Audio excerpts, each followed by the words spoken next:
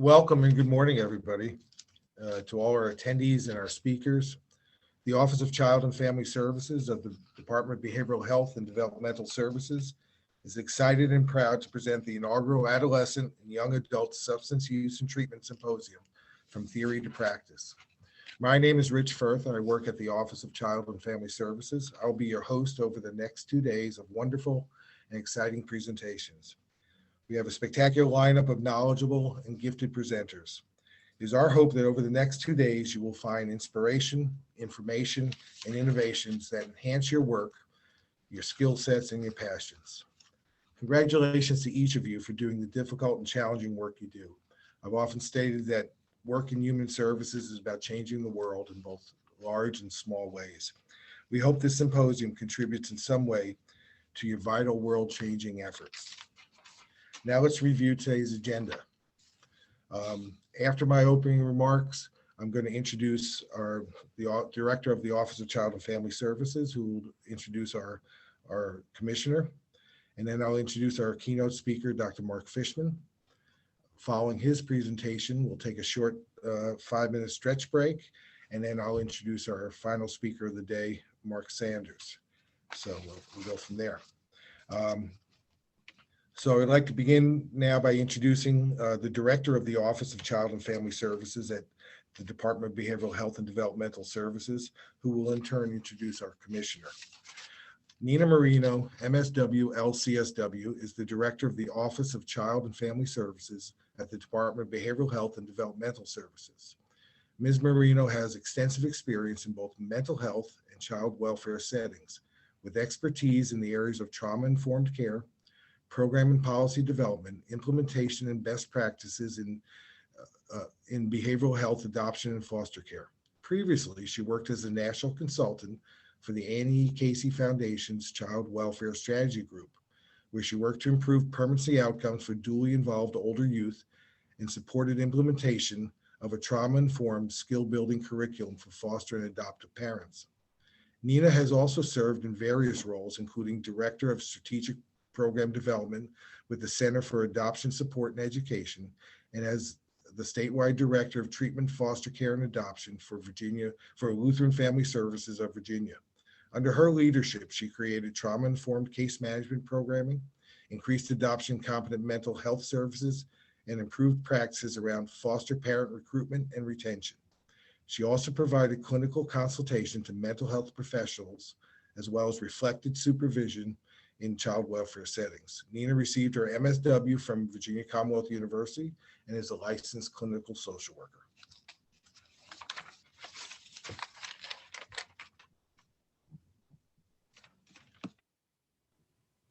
Good morning and welcome to our first Adolescent Young Adult Substance Use Symposium, Pathways to Culture, Treatment, and Recovery. My name is Nina Marino, and I'm the Director of the Office of Child and Family Services at the Department of Behavioral Health and Developmental Services. And I'm joining you today from sunny Florida, and I thought it was better not to test the unanticipated fate of virtual presenting in an unknown environment. So I'm speaking to you via pre-recording. Our office is really excited that this is happening as we began planning for this at the beginning of 2020. But as we all now know, the world changed in very dramatic and unexpected ways. And we decided it wasn't the right time to do this. So we put everything on pause. But here we are in 2021, and we're finally able to bring you some really great speakers on some very diverse topics. So we hope that you'll stay with us over the next 2 mornings, and that what you learn will spark new ideas and creative thinking about how we can increase, expand, and improve upon adolescent and young adult substance use services in the Commonwealth. I want to start by thanking some folks at DBHDS who've been instrumental in pulling this off and deserve a lot of credit for the behind the scenes work they've done. First, I'd like to thank Malcolm King, who organized and coordinated this event. Some of you might know that Malcolm retired at the end of February, but this was his last big project with us. And if it wasn't for him putting together the agenda of the speakers, we wouldn't be here today. And I'd also like to thank Catherine Hunter for assisting with the logistics and the planning with Virginia Tech, Elaine and Lisa at Virginia Tech for bringing this to life in a virtual platform, and to Rich Firth and Katie Owens at DBHDS, who will be assisting over the next couple of days as well. So I wanted to share a bit about why we think what we're doing over the next couple of days is of vital importance to knowledge sharing in our field.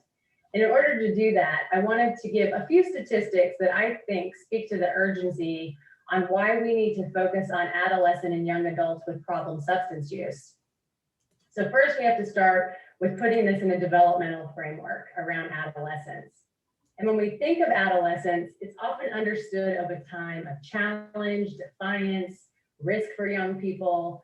However, it really should be more accurately viewed as a developmental period rich with opportunity for youth to learn and grow. And in fact, other than infancy and early childhood, there's no other developmental period that has as much significance in human development as adolescence. So this developmental period starts at the onset of puberty and ends around age 25. And brain science shows us that the prefrontal cortex is continuing to grow and adapt well into our mid-20s. And this is the part of the brain that's responsible for executive functions, things such as delayed gratification, decision-making, and risk and reward appraisal.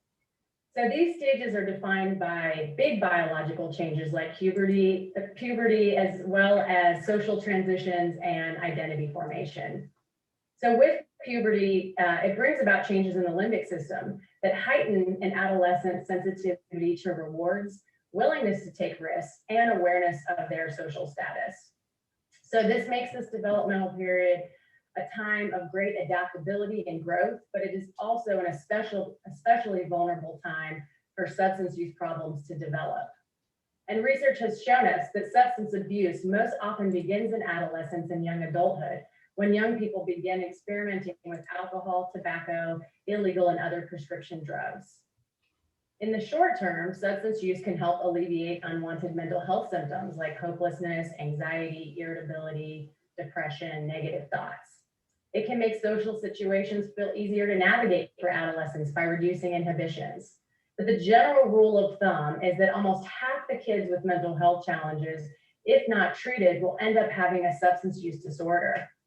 So substance use and co-occurring mental health issues are strongly correlated, making an integrated response critical.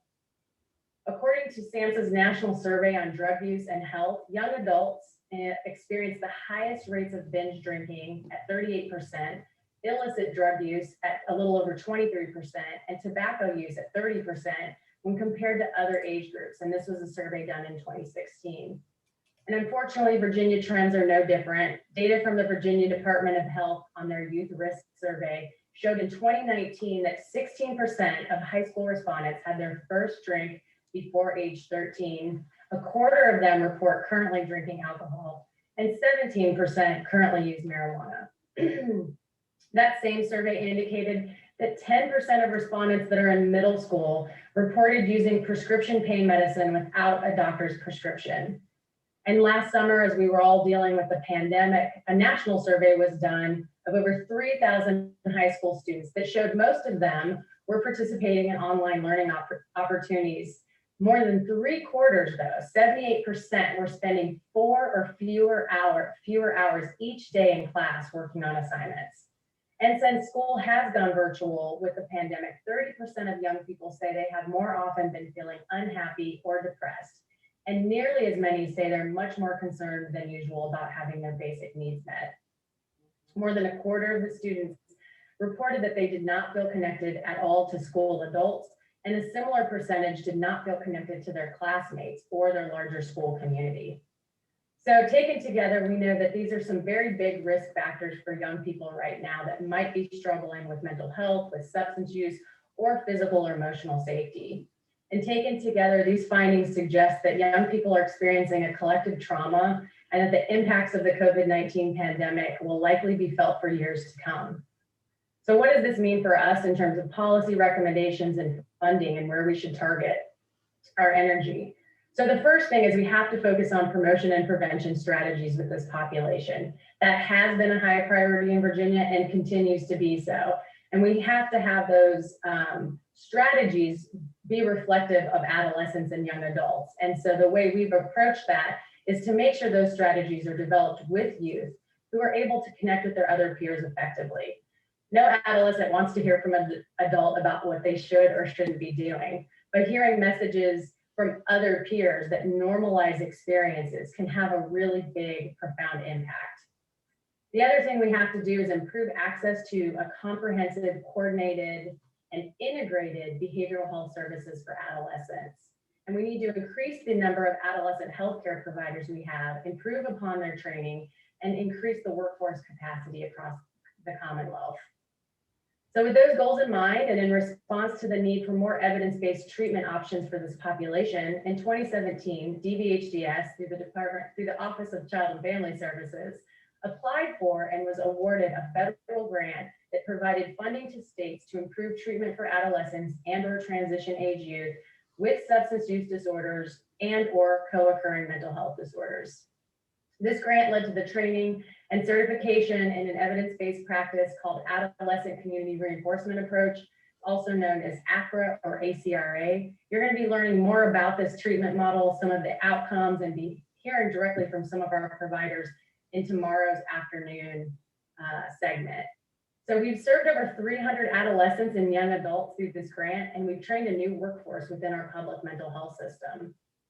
So I would just like to close and say, I'm really thrilled with the program that we've put together, which represents a diversity in ideas and topics that are developmentally and culturally appropriate in terms of treatment and recovery services, and with a real focus on marginalized and underserved groups.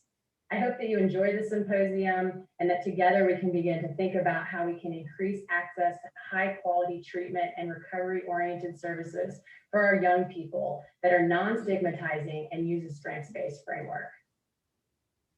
And now I'd like to introduce the Commissioner of DVHDS, Allison Land. Allison Land was appointed by Governor Ralph Northam in December of 2019 to serve as Commissioner of the Virginia Department of Behavioral Health and Developmental Services. We operate 13 hospitals and facilities with over 6,000 staff and provide strategic direction, financial resources, and oversight for Virginia's publicly funded system, serving individuals with mental illness, substance use disorders, or developmental disabilities. Before her appointment to lead DVHDS, Mrs. Land served since 2015 as the Vice President for Behavioral Health Services for Centera Healthcare, responsible for coordinating and implementing initiatives that improve access, quality, and efficiency in both the inpatient and outpatient settings within behavioral health. And previous to that, Mrs. Land served as the Vice President for Floyd Healthcare System in Rome, Georgia. So with that, I'm going to now turn it over to Commissioner Land. Thank you. Thank you, Nina. And thanks to everybody for participating in this important event over the next couple of days. And thanks for everyone who worked so hard to make it possible. Lisa, will you be advancing my slides for me? Yes, ma'am, I am. Okay, thank you. As we all know, and as Nina pointed out, this has been an incredibly challenging time for our Commonwealth and our country over the last year. And so we're so glad that we're being able to bring this to you this year. But also, that's why it's so important, and more even than ever, that we are providing essential substance use disorder service to Virginians in nearly every age range. Today and tomorrow, we'll be talking about adolescents and young adults. And this is a time when they will need these services even more than ever. Next slide, Lisa. Wanted to share some data on the prevalence of the usage and overdoses in Virginia. We know that the physical, psychological, and economic impacts of COVID-19 are leading to relapses and to new addictions in people who've never had a problem before. And while fatal drug overdoses have been a leading method of unnatural death in Virginia since 2013, the pandemic has resulted in a huge increase, about 63%, in the number of overdose deaths since 2019. So that's a huge increase, and you can see that on the chart. Preliminary results from the Office of the Chief Medical Examiner show that 2020 will be the worst year on record by far for fatal overdoses in Virginia. There are other indications that the evolving addiction and overdose crisis is directly affecting youth. A recent study by the CDC researchers show increases between 2016 and 2019 in suspected non-fatal overdoses in children and teens involving stimulants, and that would be for prescription stimulants, cocaine, and methamphetamine. Also, the University of Michigan's Monitoring the Future study, or what we call MTF, is a long-term study to show trends in legal and illicit drug use among American adolescents and young adults. And the 2020 MTF study was hampered greatly by COVID-19, but we did get some information out of it, and it did show trends towards increased use of prescription stimulants among 8th graders. So it's going to be important to closely monitor all of these alarming opioid trends in adolescent stimulant use going forward. Next slide, Lisa. A little bit more information on the COVID impact. I believe that it's critically important that we keep a sharp eye on trends related to mental health needs as well for adolescents and young adults, because we know that addiction can be a direct result of trauma, stress, and mental health issues. Mental Health America has reported that those under age 25 have been tremendously impacted by the pandemic, and roughly 9 in 10 are screening with moderate to severe depression and 8 in 10 with moderate to severe anxiety. The number of youth experiencing major depressive disorder increased also across the country over the last year's data set. In Virginia, what this represents is about a 13% prevalence rate for youth, or around 83,000 of Virginia's children. The top presenting issues that our pediatric providers in Virginia are expressing are increased anxiety, depression, and behavioral issues that were not present before the pandemic. And as the pandemic has continued, we anticipate the need for behavioral health services to continue to rise as we continue to deal with the many impacts of COVID-19. At the same time, we have a critical need here in Virginia to create access and increase access to community behavioral health services, especially for children. And that need has not gone away, and we have to find a way to address it while also prioritizing both the care and the safety of the people we serve and our frontline workers during this ongoing pandemic. Next slide, Lisa. Wanted to talk a little bit about how we've been able to help with preventing substance use disorders. Virginia recently was awarded just over $52.5 million in a federal grant that helps Virginia fight the opioid epidemic and stimulant usage. The funds will be distributed to localities to be in support of prevention, treatment, and recovery efforts that will be administered by the Virginia Community Services Boards. And those funds will be able to be utilized up through September of 2022. The funds also help support work expanding naloxone, peer recovery services, and medication-assisted treatment. And while all of these services are currently available in each of our 40 CSBs to young adults and older individuals, so over 18, we also know that these are effective services for adolescents as well, but they are not currently available. And so that's something that, again, I think that we'll be talking more about in the sessions over the next 2 days. The American Academy of Pediatrics recommends that pediatricians consider MAT for adolescents with severe opioid use disorders. And so, again, to echo Nina in expressing the need to innovate and expand these services for adults. And again, we'll be talking more about that.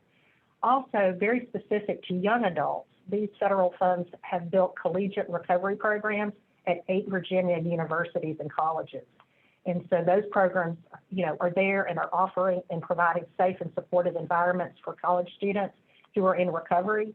And they also meet them where they're at in it, which is crucial for the success, both on campus and off of these students. And in the big picture, the payoff is going to be more stability now. It's going to lead to students having a better chance of graduating and remaining in recovery beyond their college years.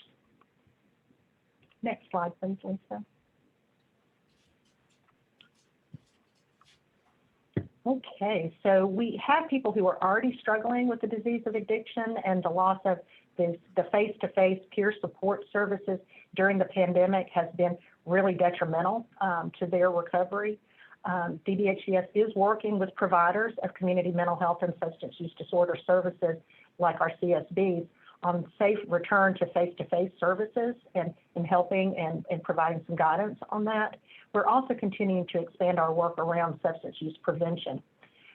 For example, community mobilization and development of coalitions is the key to reduce the risk of exposure to alcohol, tobacco, and other drugs by underage youth. And community coalitions are able to mobilize large and small rural and urban communities to prevent and reduce substance use and related risk factors. So that's really where we get a lot of bang for the buck. Another effort that federal funds were recently used to launch a multi-agency redesigned Curb the Crisis website, which offers advice for preventing overdoses, proper storage and disposal of prescription drugs, and also for finding treatment resources. And that's a robust social media campaign when we launched that Curb the Crisis. And that type of media is truly and particularly appealing to this target age population. Next slide, please. And then finally, I wanted to mention before we end that we've been working with Mental Health of America and Mental Health America of Virginia and our CSBs to operate what we have is the COVID-19 warm line, which we call Virginia Copes. I hope everybody is already familiar with it, but if not, it's for individuals who are struggling during the pandemic with stress or anxiety, isolation, grief from losing a loved one, and they can call the number there, 877-349-6428, and they can speak to a trained crisis counselor who will listen and provide referrals if needed to treatment. They also have it in multiple, able to translate into multiple languages. We have Hispanic counselors that are available, and we're receiving calls from all types of people, all ages, adults, adolescents, teenagers, all types of individuals. And we've accomplished a lot through this collaboration with our stakeholders and leaders such as you during the pandemic. So we are grateful for your partnership as we work together on behalf of thousands of adolescents and young adults on their paths to recovery. And so I'm glad to be here today, and thank you so much for having me. And Lisa, thank you so much for helping me with my slides.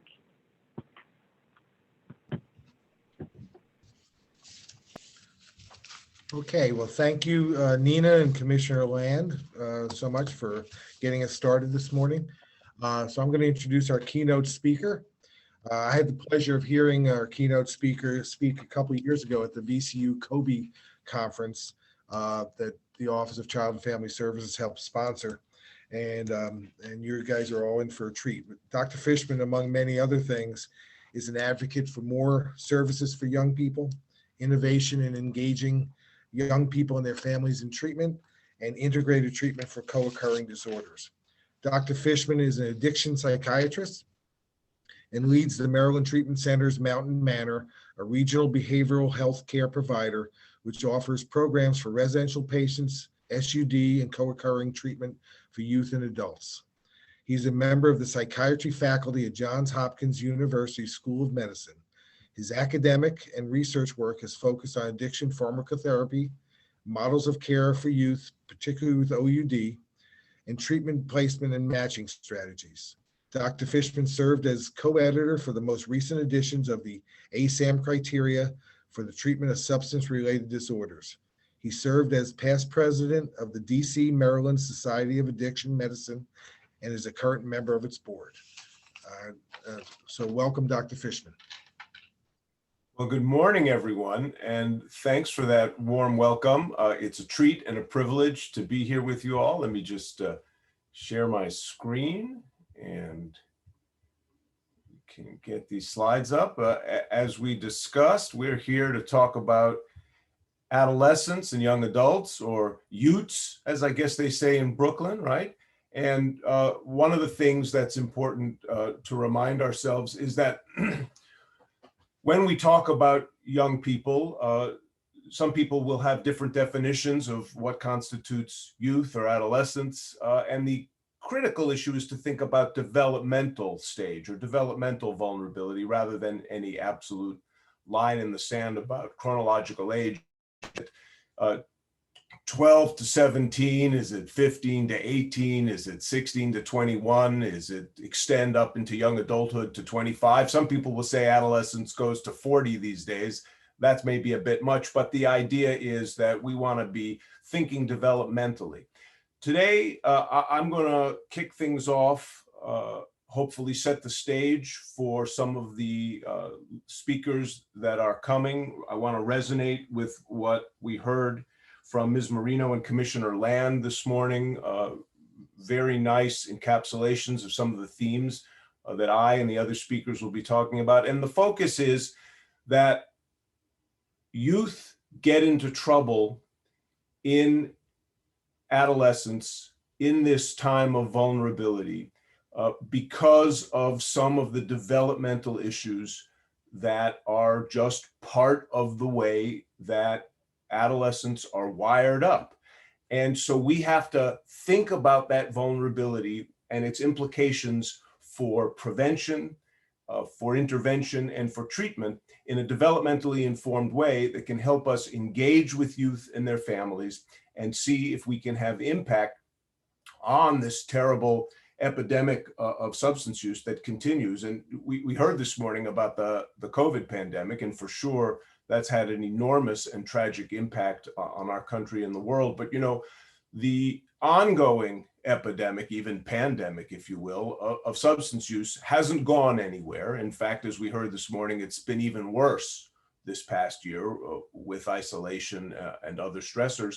And so we, in the moment's crisis, can't forget how important it is to think about risk and vulnerability.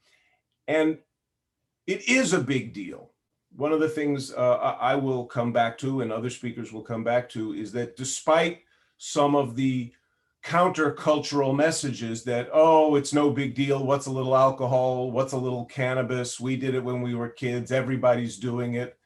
And by the way, I'm going to come back to that. Not everybody's doing it, but you certainly hear this from the young people. Marijuana is not a drug. What are you bothering me about? Well, it is a big deal, and it changes in very ways of the developmental trajectories and later functional accomplishments of many young people. And it does make a difference. It is a big deal. And we need to be vigilant in our understanding of why that is, how it happens, and what we can do about it.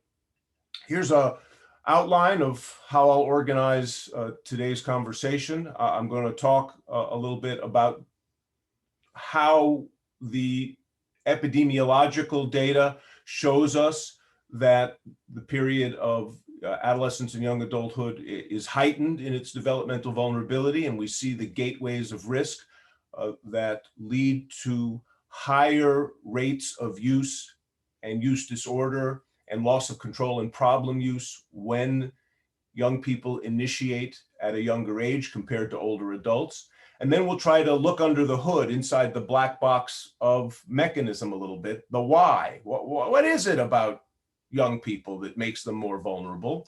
And I'm going to talk about self-regulation as a psychological concept in two components. One, the regulation of emotions or affective regulation, and the other, executive function, which we heard a little bit about this morning, as constituting particular arcs of maturation. But as we heard this morning, you know, young people are not fully ready to come out of the oven. They're not really fully baked in their minds and their brains. And so this period of developmental maturation or immaturity or vulnerability and risk in both emotion regulation and executive function have profound implications. And so we'll talk a little bit about the way that psychologists and neuroscientists have given us a lens into understanding those mechanisms a little better, and then talk about how those things have treatment implications for giving us the foundation of how we might do a better job at engaging youth and their families.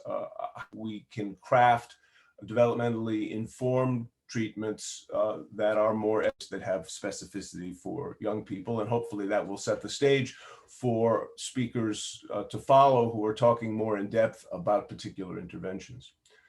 All right, so in this first part, let's talk about the developmental vulnerability. And I want to start by talking just a little bit about the generation gap.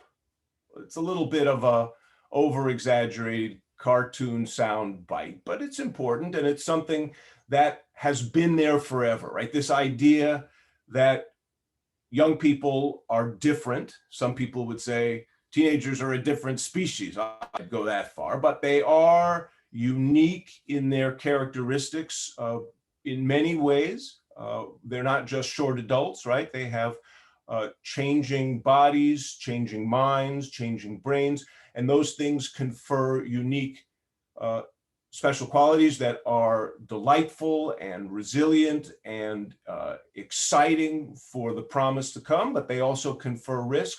But we as older people, me as I don't know about you guys, but I'm an old graybeard, right? And do things like shake my finger and say, when I was a boy, we didn't have it so good, you know, stuff like that. And we look back at, we talk about young people as being not like in the old days, not in the day, like in the days of the John, golden, right? Of course, they are corrupted in some way and they have problems. And there's a kernel of truth in that. And I'm going to be talking about vulnerability. Obviously, that's the topic for today, but it's easy to exaggerate that. So we've got to be careful about not overdoing it and not stigmatizing youth as being all trouble and all mischief and all delinquency. It's not like that, right? We also have to think about the perspective of youth looking at us old graybeards.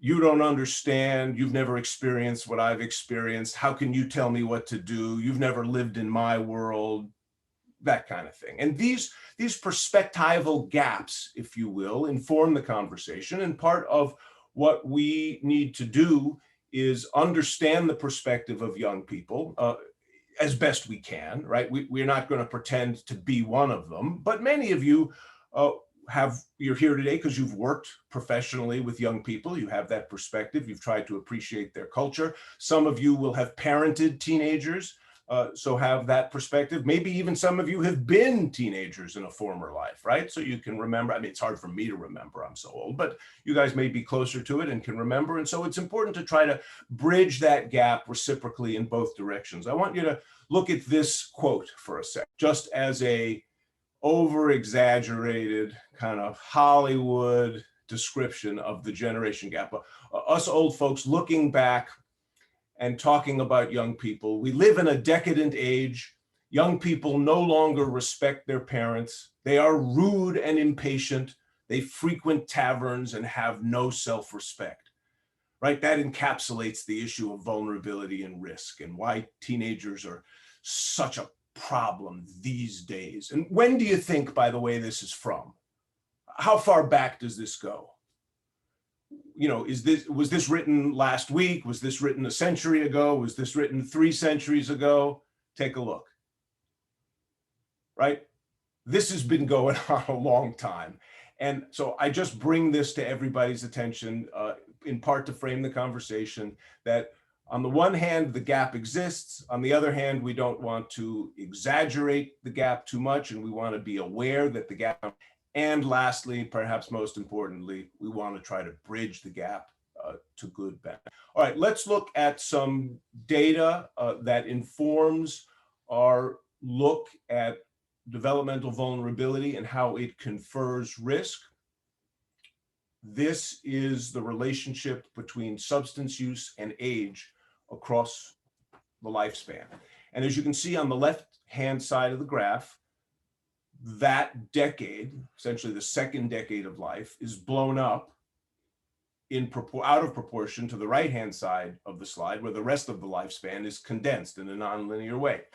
So we're looking at use in the past month of a variety of substances: alcohol, tobacco, binge alcohol use, any illicit drug use, and cannabis use in particular, in relationship, prevalence in relationship to age. And the shape of these curves are all the same. The amplitude, the peak, you know, different actual prevalences for different substances.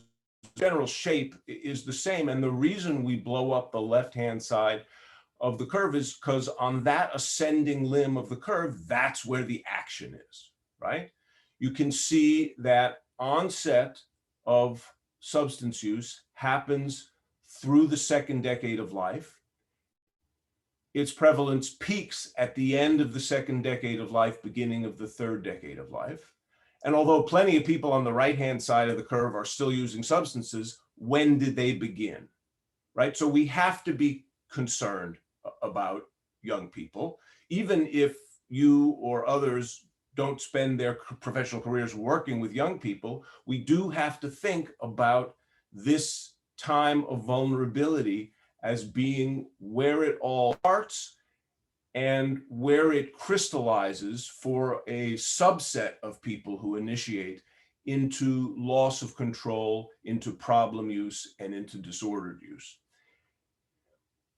One of the taglines that I like is to say to people who, you guys are in the know, you work in this field, but many people are not. And I use the tagline that addiction is a developmental disorder of pediatric onset.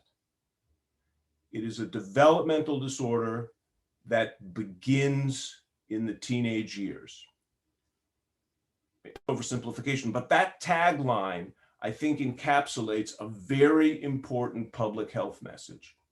If there were a new virus, right, in this past year, we've all become familiar with the impact and the public health mobilization that could, or at least should, come with a new virus that attacks us. If there were a virus that had developmental implications with pediatric onset, like addiction, with the consequences in morbidity and mortality that addiction has, the entire NIH budget would be diverted to this problem, much as we've seen in past public health campaigns, rapid mobilization. And certainly COVID-19 is an example of where we've achieved a lot. But it is really unfortunate, as far as I'm concerned, that we have not mobilized in that way for addiction, because it is more indolent, because it isn't a virus, because it didn't just emerge from outer space in the way that COVID-19 did.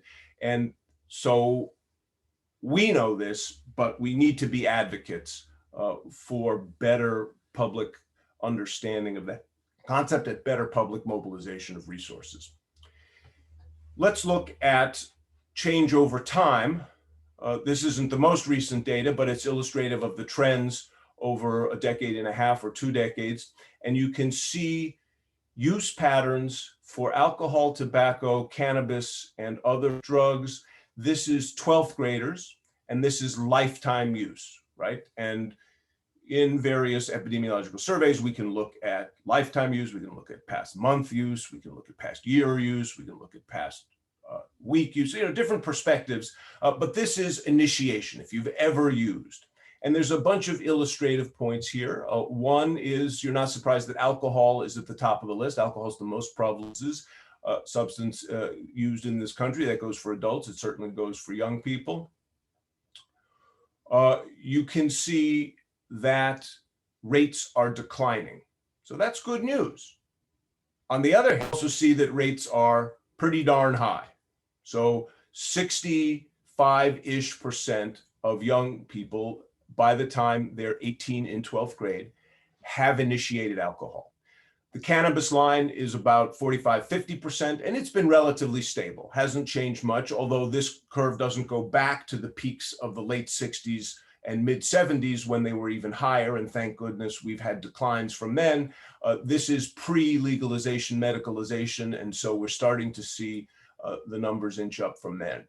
You can see that tobacco is low, and this curve, this graph doesn't go back for the whole century, but one of the great public health successes of the past century has been the dramatic decline in the use of tobacco among young people, up until we now have, in the past few years, increasing use of e-cigarettes and vaping and Juuls. And so we've started to have an uptick there, which is alarming.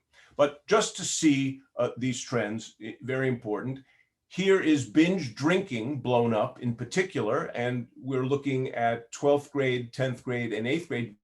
Is defined as having 5 or more drinks in an episode or in a day. That's the definition for males. It's 4 or more for females. That's just an adjustment for body weight. And this is use as defined in binge drinking episode in the past 2 weeks. And what's important here is to see, one, that the rates are quite high. So 18% in 2015 for 12th graders. Good news is that for 8th graders, it's significantly smaller, so only 8%. Bad news is 8% of 8th graders have had a binge drinking episode in the past 2 weeks. So that's troublesome. We do see, fortunately, that the rates are declining over time. That's good news. And what you can't see here, but I'll tell you, is that rates of binge drinking across the lifespan are proportionately highest in young people. Not that there isn't plenty of drinking that goes on in older individuals, but this is particularly, as you well know, the kind of approach to drinking that young people have, this binge drinking. They're not drinking half a handle of vodka every morning at 8 a.m. and then having withdrawal and DTs and liver failure the way maybe some of our highest severity 50-year-old patients are, but it's this binge drinking pattern, right? It begins Saturday night, then maybe it extends to Friday night and Sunday night, and then, you know, in college, the weekend extends to Wednesday and Thursday nights, and that's how this progresses. Drinking, a significant problem, as you can see and as you well know.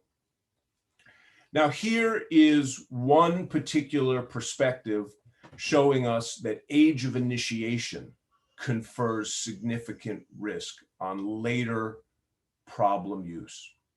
So this is a measure of the rates of adult problem use for tobacco, alcohol, and marijuana. That is, do these adults have a problem with substances? And this study defined as one or more of the DSM-4 dependence symptoms, and looking at the prevalence of problem use in adulthood related to the age of initiation, of first exposure to these substances, tobacco, alcohol, or marijuana.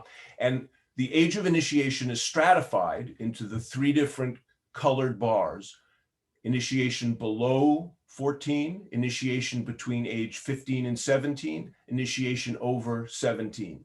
So just that 3 or so year span of developmental change, and 3 years in the life of a teenager is quite a lot, right? But it's only 3 years. You can see that from below 14 to above 17 as an initiation point confers between a 2-fold and an 8-fold increased risk in the likelihood of developing problem use sustained into adulthood. And if you look across the top of the light blue bars for initiation under 14, you see you have roughly equivalent 25% risk of developing a problem as an adult. Couple of points.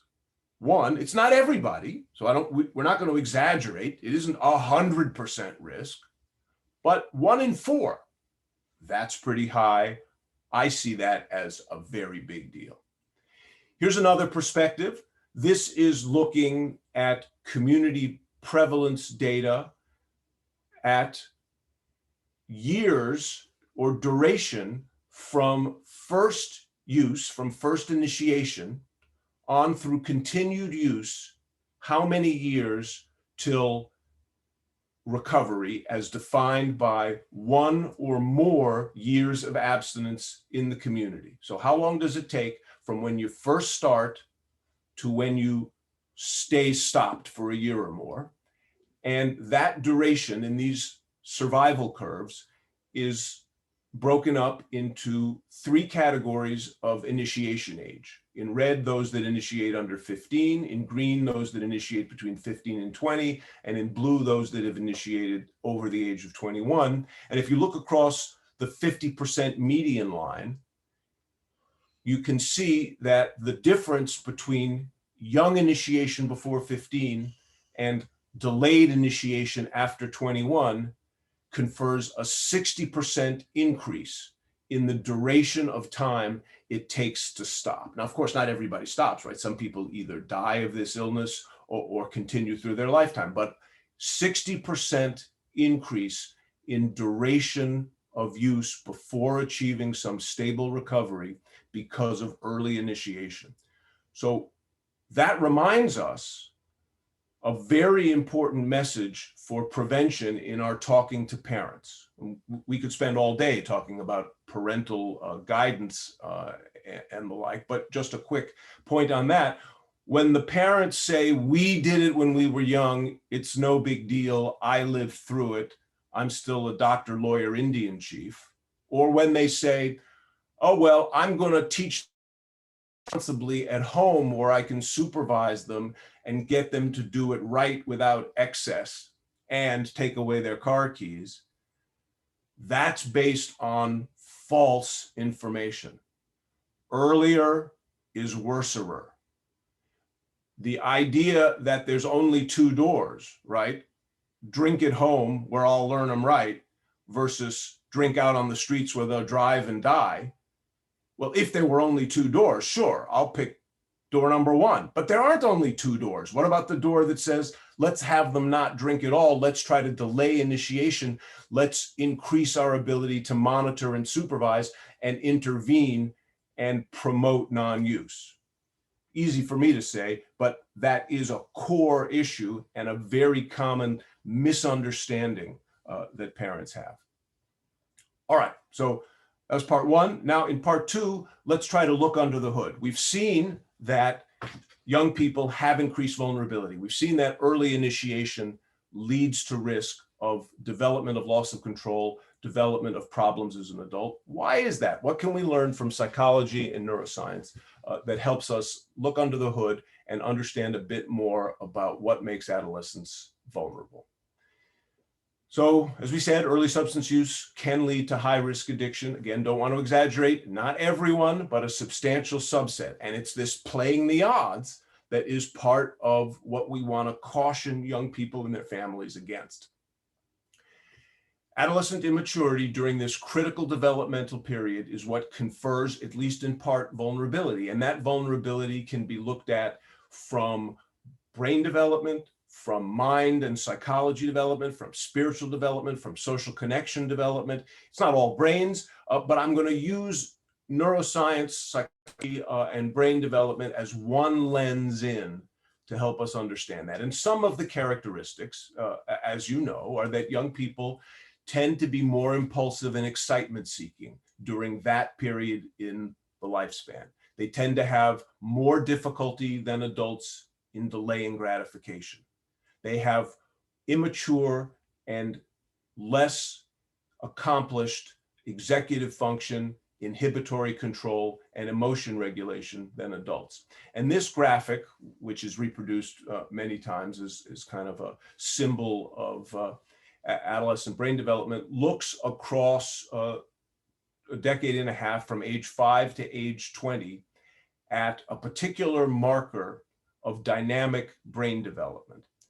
So it's showing us that although brain size isn't necessarily the big change, proportionately, there are changes in the structure and function of the brain. This particular thing measures decreases in what's called gray matter volume, which corresponds reciprocally to increases in white matter volume.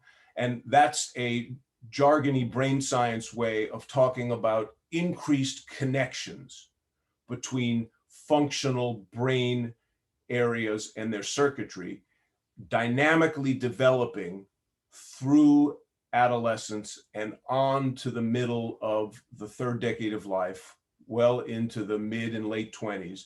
Again, the point that adolescents are not fully baked, not ready to come out of the oven in a variety of ways that we need to appreciate. One of the aspects of that maturation is a particular pre-programmed developmental order. So this is kind of in the design, in the blueprint that God gave us. Turns out, first of all, that, and this is so cool, that structural regions of the brain with particular spatial location within the brain, the geography of the brain, if you will, are highly correlated with function.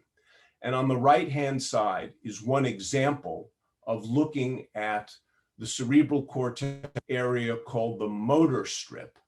And this is one of the places where we've got our most and longest standing information about this. We know that there is a very tight correlation between a particular physical structural location in the brain, a particular geography on the globe of the brain, if you will, and what that particular region does functionally. And this particular map shows us that this place controls the left little finger, and that place on the brain controls the lips, and this place on the brain controls the right knee.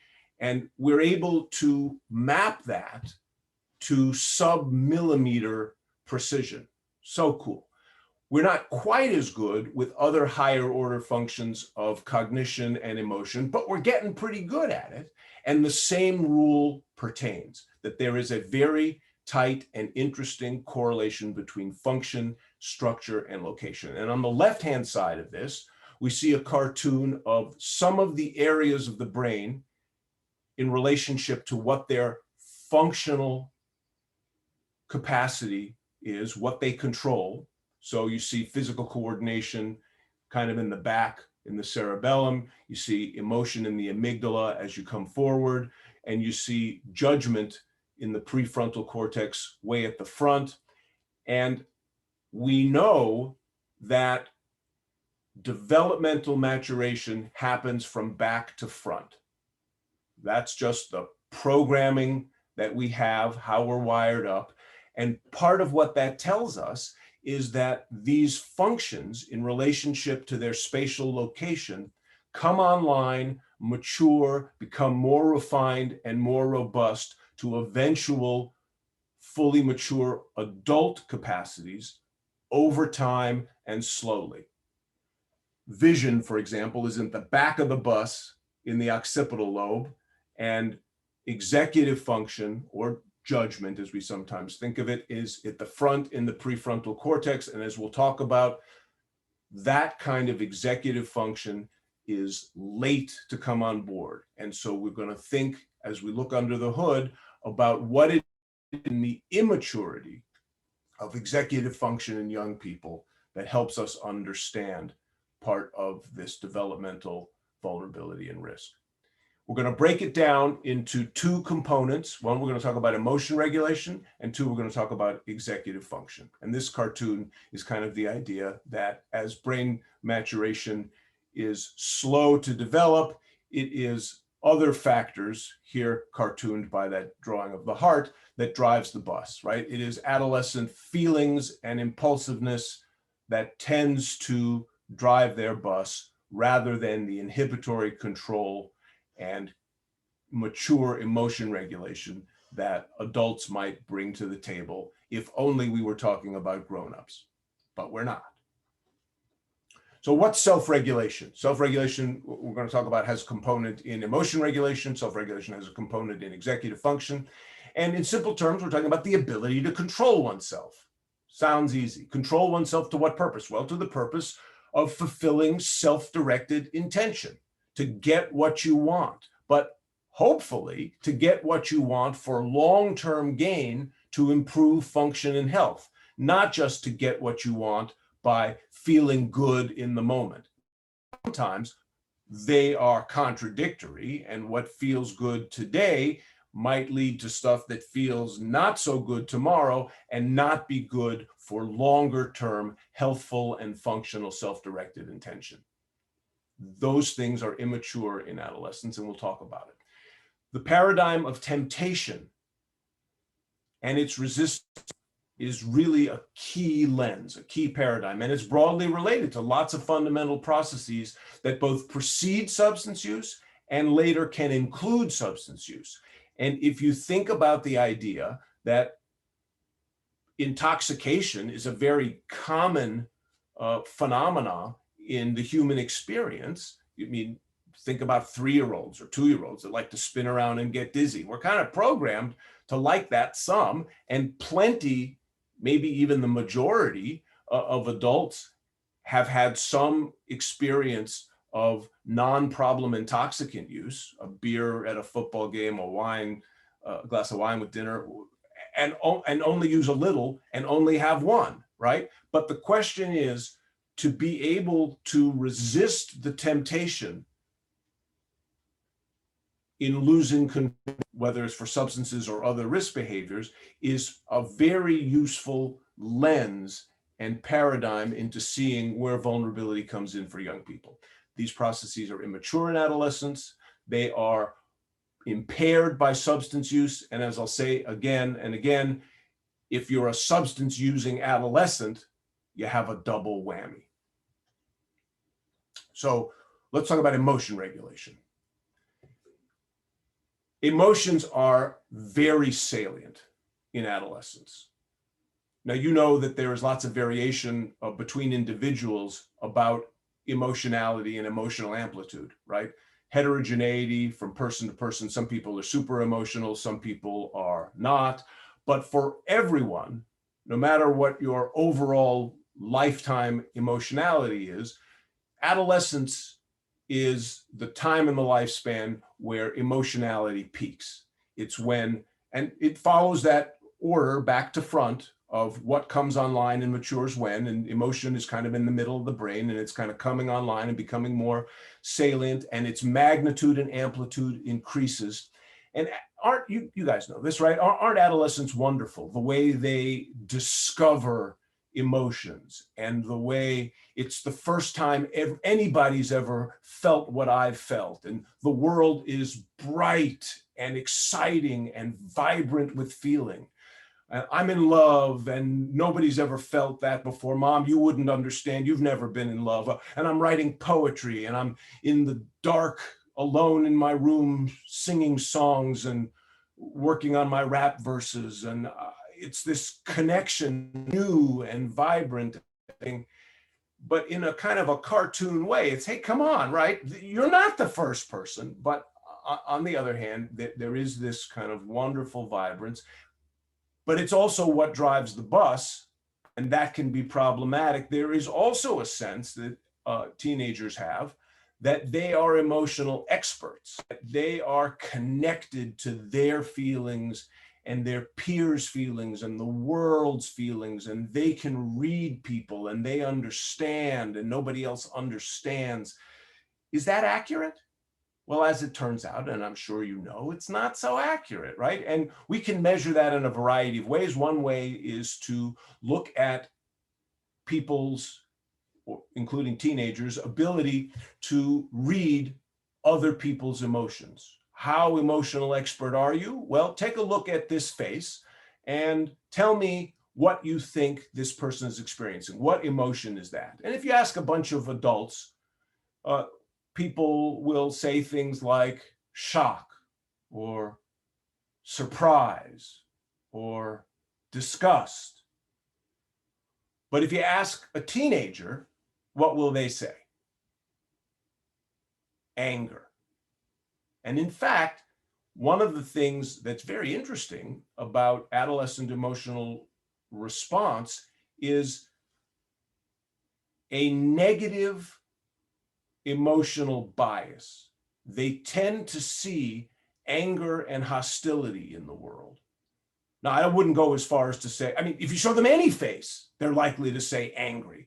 Now, it's an exaggeration. If you show them a smiley face, I'm not sure they'd call that angry, but on some days they might. And the point is, they tend to read into the world negative emotion and hostility. And so whereas they think they are emotional experts, in part, they are actually emotional morons. And there's no telling them that, but we recognize that there is this filter of perceived hostility. The other thing is that they have a limited repertoire of emotional response. And the best way to understand that is to think about the developmental arc of the lifespan, right? On the one hand, as adults, we have many different emotions. They are finely nuanced to context. There are degrees of emotion. You're not just happy or sad. You can be a little happy, a lot happy, a medium happy, a little angry, a lot angry. Not only that, you can parse it out to context. You can decide when it's appropriate to express an emotion. You can differentiate between the internal emotional environment and what's on display to the world. Go back to the beginning at the other end of the developmental arc and think about infants and toddlers. You might joke that they only have two emotional speeds, asleep and screaming bloody murder, right? That's an exaggeration, but the idea is that there is a developmental refinement and broadening of the repertoire over time. Adolescents are somewhere in the middle, right? They are experiencing the expansion of their repertoire of emotional responses. They are improving their emotion recognition, both internally, their own states of emotion, and others reading their emotional responses, but they aren't fully sophisticated and mature in that. And what's very important, but maybe counterintuitive, is to remember that feelings aren't facts. Feelings are under our control to some extent. That may be counterintuitive to us as adults sometimes, especially when we have strong emotions, but it's totally counterintuitive to adolescents who just see their emotions as the revealed truth from heaven, right? But that's not true. You can have a feeling and not express it. You can have a feeling and mold it. Emotional response, to be crude, is like a muscle that you can practice and you can strengthen. You can manipulate to be able to achieve your goals. Think about that phrase, big girls don't cry, right? Or big boys don't cry. We expect, as part of maturation and improved function, people able to control their emotional responses and direct their emotional responses. Your boss doesn't care how you feel. He wants you to show up at work and do your job and cry when you go home, but please not on the job. Well, those are aspects of emotion regulation development that are not fully mature and not fully developed people. And it comes by learning emotional strategy. It comes by pumping emotional iron and active rehearsal. And these are features of emotional regulation immaturity in young people. When you talk to the parents of young people who have developed substance use disorder problems, they will often, not always, but often say, you know, my kid is different than his brothers and sisters. This one has always had this. What do I mean by this trouble? Well, I mean, in part, difficulties with emotion regulation. This kid's always been on the impulsive side. He's always had trouble with lability and moodiness compared to the other kids or to his sibs. He's had overreactivity. That is, his threshold of response is lower and he blows up. He's been a tantruming kid. He's had poor frustration tolerance. He's prone to irritability and anger in a disproportionate way. Not that anybody couldn't have irritability and anger, but in a disproportionate, unpredictable, and explosive way. And there are many different risk factors for substance use, and that's beyond the scope of today's conversation, with family history, exposure, all sorts of things. But it's fascinating to see the studies that can pick out at age 6 months kids who are more likely, and more likely by far, to be the one who's an SUD at age 16 based on emotion regulation in toddlerhood. The tantruming kid, the irritable kid, the labile kid. Again, not one-to-one, not meaning to exaggerate the connection, but again, having problems with emotion regulation as an outlier confers risk. But for all teenagers who have more problems with emotion regulation than mature adults, that confers problem. One of the ways it does is because substance use, that the experience of intoxication, of you who've ever had that, is somewhat soothing, right? Many people experience of going home and having a drink at the end of a long, hard day. And most people stop at one, and most people do it occasionally, and it's no big deal. But the idea of using intoxication as a self-soothing strategy to be able to manage emotion dysregulation is more likely to be a sustained and rehearsed and reinforced strategy if your own intrinsic capacity for self-regulation, self-soothing, and managing stress is not as well developed. So kids who initiate and discover intoxication and either have more than the average teenager problem in emotion, or just have the average problem that teenagers have with emotional regulation, are going to be prone to be reinforced to use this strategy. So again, here's a teenager with that hostile message of, "Mom, you've ruined my life." That shouldn't be so surprising. This is the way they're wired. All right, let's talk about executive function. What is executive function? Executive function is the sophisticated part of cognition that God gave us, also other higher primates and mammals, but in humans, it's the most well-developed. It's the ability to weigh priorities in the future, to plan ahead, to apply strategic planning with taking the different inputs and talking internally about the pros and cons, risks, the benefits, and making decisions about the future. It's like a virtual time machine, right? We have this incredible capacity to look into the future and make predictions without being in the future. I sometimes like to say that executive function is the capacity to avoid being eaten by a lion without having had to have learned that lesson by actually having been eaten by a lion, right? A sea slug can learn to avoid a predator if it's been attacked by a predator. We can figure out stuff without having had the literal experience, because executive function allows us to generalize from, learn from our experiences, weigh the possibilities in a predictive time machine-y kind of way. Among the components of executive function include the ability to delay gratification. I'm going to not go for the goodies immediately because I'm going to get more goodies in the future if only I apply a strategy of increasing my ability to operate in the future. For young people, that's more difficult. They're disinhibited. They do the first thing that comes into their mind. And one of the metaphors that you'll hear is a young person, if they were a car, lots of acceleration, sleek, shiny, and sexy. Handling's okay, but no brakes. And the brakes are such an important part of executive function in enabling a young person or anybody to be able to slow down, delay gratification, weigh the options, and make a better functional, healthful decision.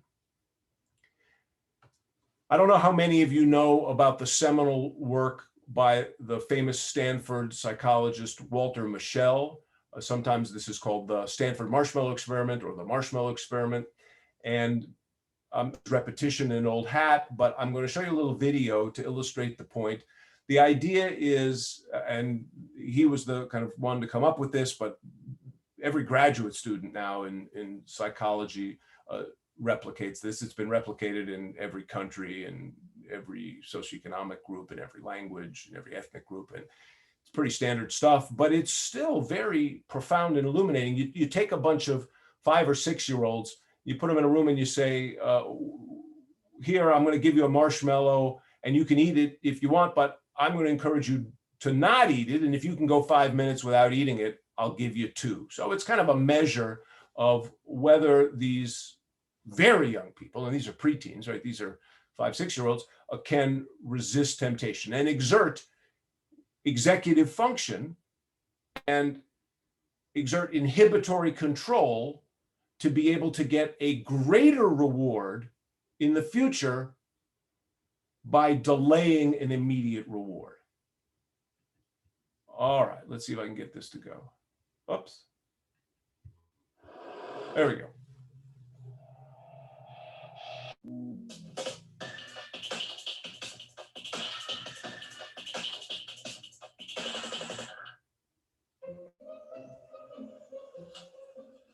Okay, sit in that chair. All right, here's the deal. Marshmallow for you. You can either wait, and I'll give you another one if you wait, or you can eat it now. When I come, I'll give you another one, so then you'll have two. And stay in here and stay in the chair till I come back, okay? All right.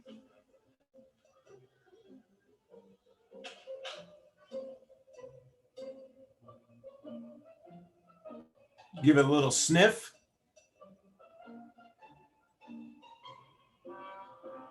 You try to put yourself in their shoes and imagine what's going on. And then I'll come back. It smells yummy. It smells really. Exploring it, deliberating, should I, shouldn't I?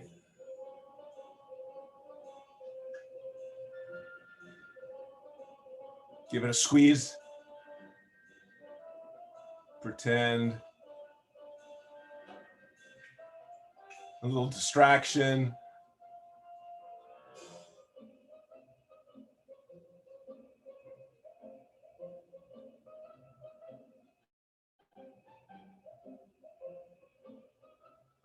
Just a little taste. All right, so it's up to you. You can have it now or you can wait.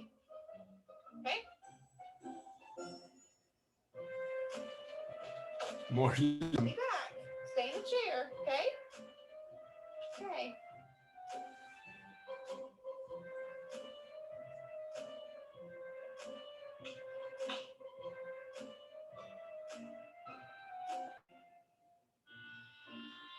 Pretend eating it. I want it. I really wanna.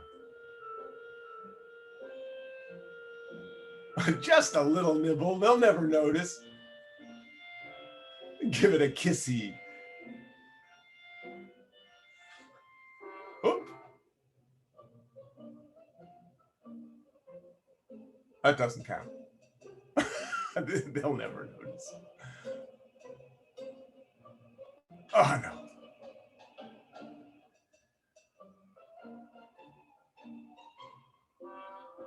All right, so I'm gonna leave and then I'll come back, okay? So you can either eat it right now or you can wait. Either way, okay? Okay. Forget you, late waiting.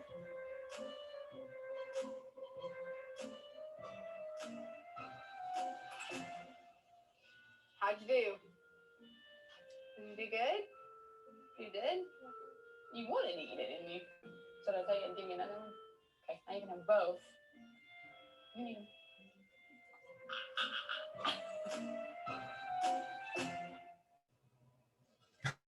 I'm done, right? She's in trouble. Anyway, that's fun to watch. And it really does give you some intuitive sense of what they're experiencing. And you get a sense of this paradigm of how difficult it is to resist temptation for some of them. And you see that there's variation across the population with these different youngsters. And obviously these are 4, 5, 6-year-olds. So we expect a different maturation in this paradigm of temptation and its resistance, or exerting executive function inhibitory control, between a 5-year-old, a 10-year-old, a 15-year-old, a 20-year-old, a 40-year-old. But it is this arc of maturation. So for a 15-year-old, maybe it wouldn't be the marshmallow test, maybe it would be the pizza test. But you know, in the adolescents, you know that they are not as good as adults in this kind of process. Now, the interesting thing about this test is not just that you can see what happens to 5- and 6-year-olds about, yeah, we know that they're not good at resisting marshmallows, but what you can predict from results on this so-called marshmallow test about the future trajectory and functional outcomes of these youngsters. if you measure performance on the test, and you can measure it binary, eat the marshmallow, don't eat the marshmallow, or you can measure it as latency to duration of time it takes to eat the marshmallow. Anyway, various different metrics, and different scientists have looked at it different ways, but there is relatively high correlation to performance on this at age 5, 6 to later outcomes that include academic performance in elementary, middle, and high school graduation rates, college entry rates, college GPA, college graduation rates, adult employment rates, adult salary, adult marital rates, adult subjective ratings of happiness, and most important for our purposes, age of initiation of substances, progression to substance use disorder, and persistence of substance use disorder into adulthood. Wow, right? On the one hand, how could it be that predictive? And I don't mean to exaggerate, not 1-to-1, it's not 100%. I don't mean one bite of a marshmallow and you're doomed eternally. Maturation happens, people change. But the notion that there is such prediction actually shouldn't be so surprising, right? Think of what it takes to be able to achieve these important functional outcomes, especially as we live in a more and more complex world. The need to be able to resist temptations in the moment, to get compound interest, to get better goodies in the future is vital. Think about what it is that teenagers have to resist in relationship to substance risk in our culture, right? The glorification of substances, the access to substances, the notion that intoxication is a representation to luxury and the good life is everywhere. It's the water they swim in. And what they need in terms of improved functional outcomes is to resist that temptation. That is not trivial. And it's not trivial both because of the cultural influences, but also because they are immature in their inhibitory control executive function. Let me show you another example of executive function. I'm going to show you some colors, and I want you very quickly to tell me the color in the upper left-hand corner. Go. What's the color in the upper left-hand corner?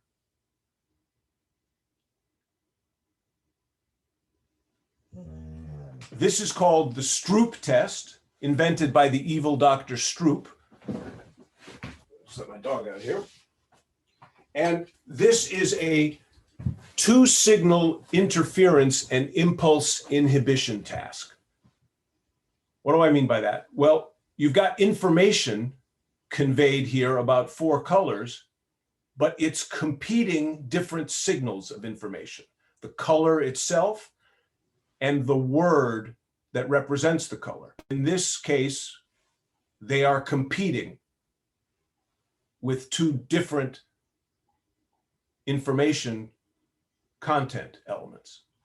And so if the rule is name the color, in order to get that right, you got to slow down, think about, did he say the color or the word? You got to not blurt out the first thing that comes into your mind. You got to slow down, parse it out, and use executive function and inhibitory control to be able to get it right. Now, and you can measure this in a whole bunch of ways. You can measure this in did you get it right, did you not get it right? You can measure it in time to answer. You can measure it in correction rates, whatever. But it's just another example of a particular component of executive function. And adolescents do not do as well as adults in this task, among others in executive function. Substances do not do as well at this task as people who do not use substances, and adolescents who use substances have a double whammy. Interestingly, for emotion regulation and executive function, baseline immaturity confers risk. So the worse you are based on your developmental stage or based on inter-individual heterogeneous variation in the population you do on executive function, the worse you do on emotional regulation, the more you are vulnerable to initiation and progression of substances. But there is also a reciprocal and very profound result where the use of substances over time exerts a toxic effect on those functions. The more you use substances, no matter where you started at baseline, the worse your emotion regulation becomes. The more you use substances, no matter where you started at baseline, the worse your executive function becomes. We don't really understand exactly how that biology works. We have some glimpses in modern neuroscience. For the most part, it's a bit of a black box, but we know it happens. And so it's this positive feedback loop of risk.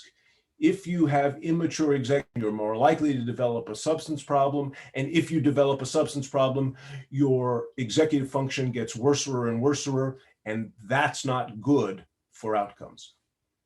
I want to show you another example of another way of measuring executive function. This is called delay discounting. And it again has to do with what is the salience of an anticipated future reward. What does it take to delay gratification of a reward today for a bigger reward in the future? And you can measure that by looking at what's the discount that you apply psychologically on the delay, the duration of time between now and reward. So for example, if I say to you, would you rather have $100 today or $1 million next year? That should be pretty obvious. Most everybody is going to wait a year for $1 million. That's a huge magnitude difference. It's worth the wait. By the way, there is a logical answer to this puzzle, a right answer, if you will. Those of you who have business backgrounds will know that there are calculations about the present value of money, or the idea of how you can calculate what the worth is following a time delay. And that has certain inputs like what are the current interest rates, what is the opportunity cost for a lost economic opportunity, those kinds of things. But that's assuming that we make our decisions totally rationally as if we were Excel spreadsheets. But we're not, right? We are emotional beings, and we don't just think rationally. There is a very strong emotional component to this. Also, the ability to use intuitive executive function. So what if I were to say to you, not $1 million next year, but would you rather have $100 today or $110 next year? Well, rationally, if the interest rates are 3%, right, your $100 today is only worth $103 next year. You should wait a year to get the $110, right? Well, I don't think so. I think most people would take the $100 today. Why am I going to wait around? I'd rather have it today. There's stuff I could do with it. I don't know who you are. Maybe you're not even going to give it to me in a year. Why am I going to trust you? I'll take the goods and go. Right? So between those two extremes is where things get interesting. And by looking at what's the magnitude of the reward in the future that it takes a person to commit to the delay, or what the amount of the delay is that would make a person say, I'm not going to take the delay, you can quantify, you can measure on a mathematical curve what the discount for the delay is. And where it gets interesting is, what if I say $100 today or $300 tomorrow? Well, a lot of people would say, of course, I'll wait a day for the extra. But there are a lot of people who wouldn't. And it's that seeming contradiction, or that issue of the decreased salience of an anticipated future reward, that increases risk. And adolescents, like these other aspects of executive function that we've been talking about, tend to discount the delay more. Substance users discount the delay more. Adolescent substance users have a double whammy. Would I rather smoke that blunt today or pass my math test next Wednesday and then be able to graduate high school? Well, I don't know. I got to think about it. And you can see how that illustration conveys where this comes in parsing out delay of gratification and the decreased salience of an anticipated future in relationship to wanting what I want when I want it now. So putting those things together, we've talked about emotional regulation, we've talked about reward, we've talked about motivation, we've talked about delay. Adolescents have enhanced adventurousness and excitement seeking. They have poor emotion regulation. They have decreased salience of anticipated future reward, and they have an underdeveloped capacity to delay gratification. That confers risk, and you can see how those could be components of why exposure to substances in this vulnerable, immature period is more likely to get out of control. And then, as I said, in addition, as it progresses, it makes these things worse. One of the illustrations that is, I think, fun to look at, and you may have heard of, is this interesting historical character, Phineas Gage. And it's one of the examples in medical science where a natural experiment teaches us a lot in medicine. And Phineas Gage was a railway worker who had an unfortunate accident. There was an explosion, and this railway pike was driven through his skull. And there you can see a cartoon drawing of where it went through his skull. And miraculously was not killed. People wondered, how could he live through that? And in fact, not only was he not killed, there was no problem with his walking, his talking, his motor function, his sensory function, his vision. Seemed like they pulled the pike out and it was like nothing happened. You know, a millimeter to the left, a millimeter to the right, and he would be dead, but it just worked out incredibly. Well, as it turned out, over the ensuing months and years, things go well for Phineas Gage. And as it turned out, the pike went through his prefrontal cortex. And although it didn't impair vital housekeeping functions and make him paralyzed, it did severely impair his executive function.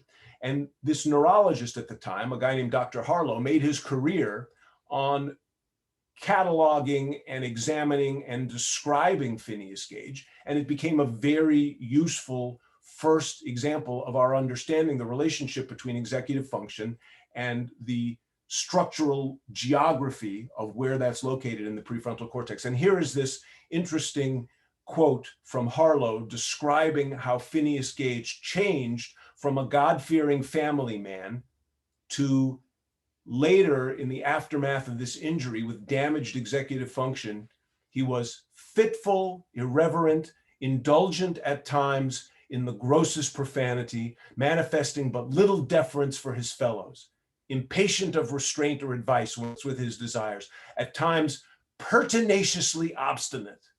You can use that in your next argument, pertinaciously obstinate, yet capricious and vacillating, devising many plans of future operations which are no sooner arranged than they are abandoned.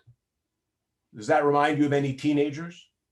Right, just to make the point that executive function is so critical on the one hand, but when it's immature or damaged, either because of immaturity or because of the toxic effects of substances, you're in deep trouble. All right, so we've talked a bit about vulnerability. How does maybe that progress, or let me show you some illustrations of how that progresses from initiation to loss of control to use disorder.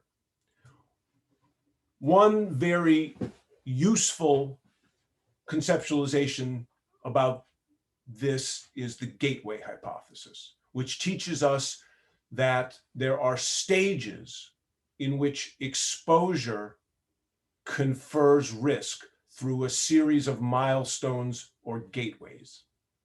And what the gateway hypothesis says is that passing through a particular exposure or initiation milestone or gateway increases the probability of moving to and passing through a subsequent risk initiation gateway. That is, if you use substance A, you have a higher probability of using substance B than people who never used substance A.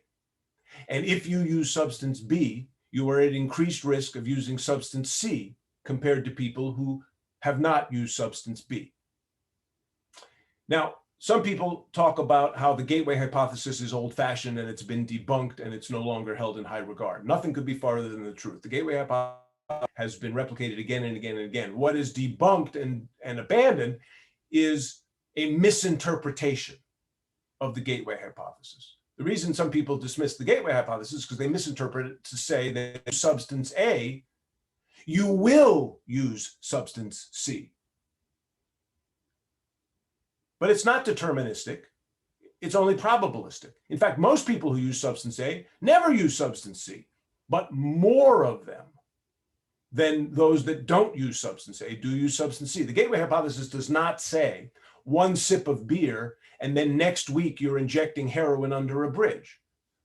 Of course, that's not true. Most people who initiate alcohol do not progress to opioids, but a substantially increased subset, the minority, but a substantially increased subset of people who use alcohol do opioids. That teaches us a lot.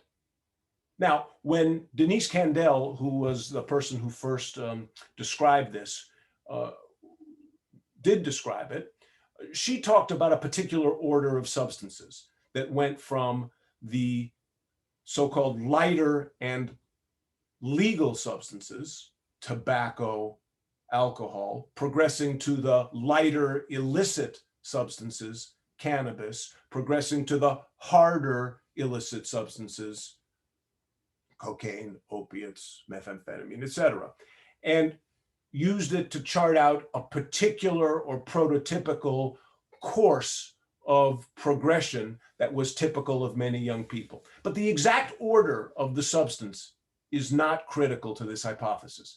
Plenty of people initiate alcohol before tobacco. Plenty of people initiate cannabis before alcohol. So it can go in a number of different orders depending on the individual, depending on the culture, depending on the exposure, depending on the family influence. So there's all sorts of changes that can have variation. But there is a great deal of power in our as our conversation has unfolded today in thinking about how initiation confers risk to further initiation. And the other thing that's interesting about the gateway hypothesis is that it's been dismissed because of a misinterpretation that it means that it is a direct biological effect of substance A, toxicity of substance A that leads to substance B. Something baked into the beer makes you want heroin. No, the gateway hypothesis is agnostic as to mechanism. It just describes a correlation, a probabilistic correlation. But it is interesting to speculate about what could be some of the possible explanations. And one possible explanation is that there could be a biological effect, substances, and somehow changing the brain's reward mechanism.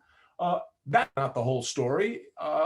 We do have experimental evidence, though, that if you look at, and this is experimental evidence in lab animals, not so much humans, but if you give pregnant rat moms nicotine and expose the unborn rat pups in utero to nicotine, those rats, once born, are more likely to seek out cocaine as adolescent rats than the rats who were not exposed to nicotine.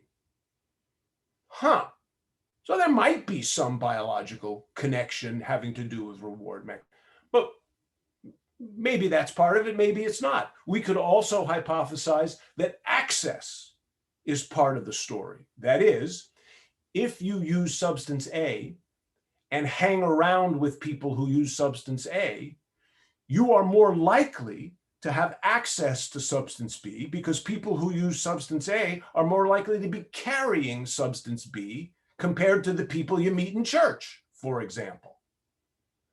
It could also have to do with the influence of exposure to other people who use, and part of the behavioral repertoire, and part people do together as part of their cultural interaction. For young people, that's about exposure to other using peers. And we know for adolescents, peers are everything, right? And the influences of peer behavior are so vital to adolescence.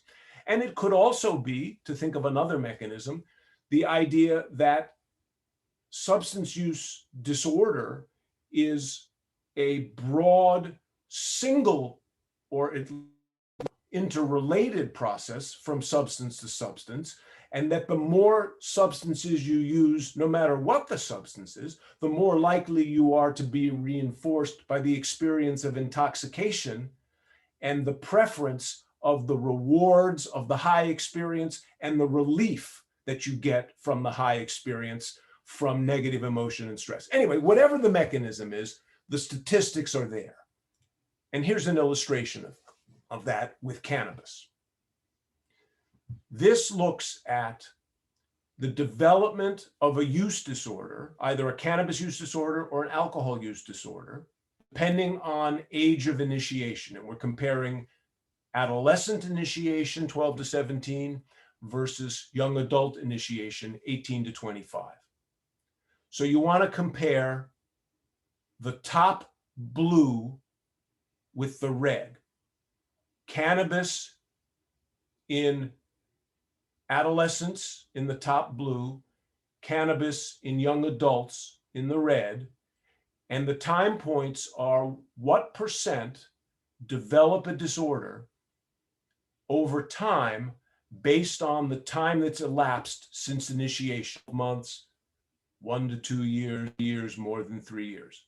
What do we learn from this? Well, we're not surprised. The longer since you initiated, the more likely you are to have progressed, because it takes time. So they're upward sloping curves in all circumstances. But if you compare the blue to the red, you see that adolescent initiation of cannabis at each time point leads to higher rates of development of disorder than delayed initiation in young adulthood. The same is true when we look at purple versus green for alcohol. Also interesting, so the other thing is that you don't see adult rates here, but what we do know is that these are substantial numbers. They're more substantial for adolescents, but they're still plenty substantial for young adults. Within 3 years of initiation, these numbers are going up at alarming slopes. Cannabis risk is higher for adolescents than we said. Interestingly, the cannabis risk is higher than alcohol for adolescents, right? Some people will say, well, cannabis is no big deal. Well, it's more of a big deal in terms of progression than alcohol, at least in this statistics. And you can see that within 3 years, at least in this data set, adolescents who initiate between 12 and 17 have a 20% risk of developing disorder. We don't want to exaggerate 100%. It's not one puff and you become an addict, but 20% within years, pretty significant number. Now, of course, if 20% develop, that means 80% don't develop. So there is normative experimentation. Don't mean to paint all use with the same paintbrush, right? We expect normative experimentation. We are not so naive as to think that it won't happen just because we caution against it. But to dismiss it as saying it's no big deal is false. It's plenty of a big deal. But even if you're going to say that experimentation and occasional use is no big deal, I think most people would not say that daily use is no big deal. So just to go to the other end of the spectrum, some adolescents that initiate, and this is cannabis in particular, we could look at the same graph for other substances, but cannabis is obviously on everybody's minds these days. So let's use cannabis as the minority that do progress to daily use. How much is that? Well, in 2015, 6% of 12th graders were daily cannabis users. Surely no one would argue, or nobody in their right mind, I hope, would argue that daily cannabis use is not a problem for these young people. Glass half full, glass half empty. The good news is it's only 1% for 8th graders. The bad news is 1% of 8th graders are smoking cannabis daily. That's scary. Well, what does that mean in terms of functional outcome? Why do we care? What's the big fuss about cannabis? And the biggest thing for us is, of course, progression to use disorders. That is, a minority of young people who initiate and holistically increased through early initiation will develop loss of control and a use disorder. And what do we know about that? This is a big study from Australia that looked at daily use of marijuana under the age of 17. And these researchers found that the risk of persistent cannabis dependence into adulthood conferred by daily use under the age of 17 was increased 18-fold. The risk of high school dropout was increased 3-fold. The risk of progression to use of other drugs other than cannabis was increased 8-fold. And the risk of a suicide attempt was increased 7-fold. Again, don't want to exaggerate. I'm not saying one puff and you become suicidal and jump off a bridge. Of course, that's not true. But these numbers, I think, are illustrative and convey what we know from the science, that it is a big deal, and that for the subset of people who do lose control and do develop a substance use disorder, there are profound functional implications that make us have to question whether any initiation is worth the gamble. Of course, our saying that to a 14-year-old is not going to necessarily change their trajectory of risk, but it does inform our conversations with them in language that they can digest. It does inform our conversation with parents, and it does inform our sense of urgency in creating prevention and treatment interventions that can shape the public health outcomes. The other thing that's important to know, although progression to substance use disorder, to cannabis use disorder is, I think, the most important, it's also important to know about the psychiatric consequences of cannabis. We could spend all day on this, but just to give you a quick glimpse, the kids will say, it's my medicine. It's the only thing that helps my anxiety. It's the only thing that helps my ADHD.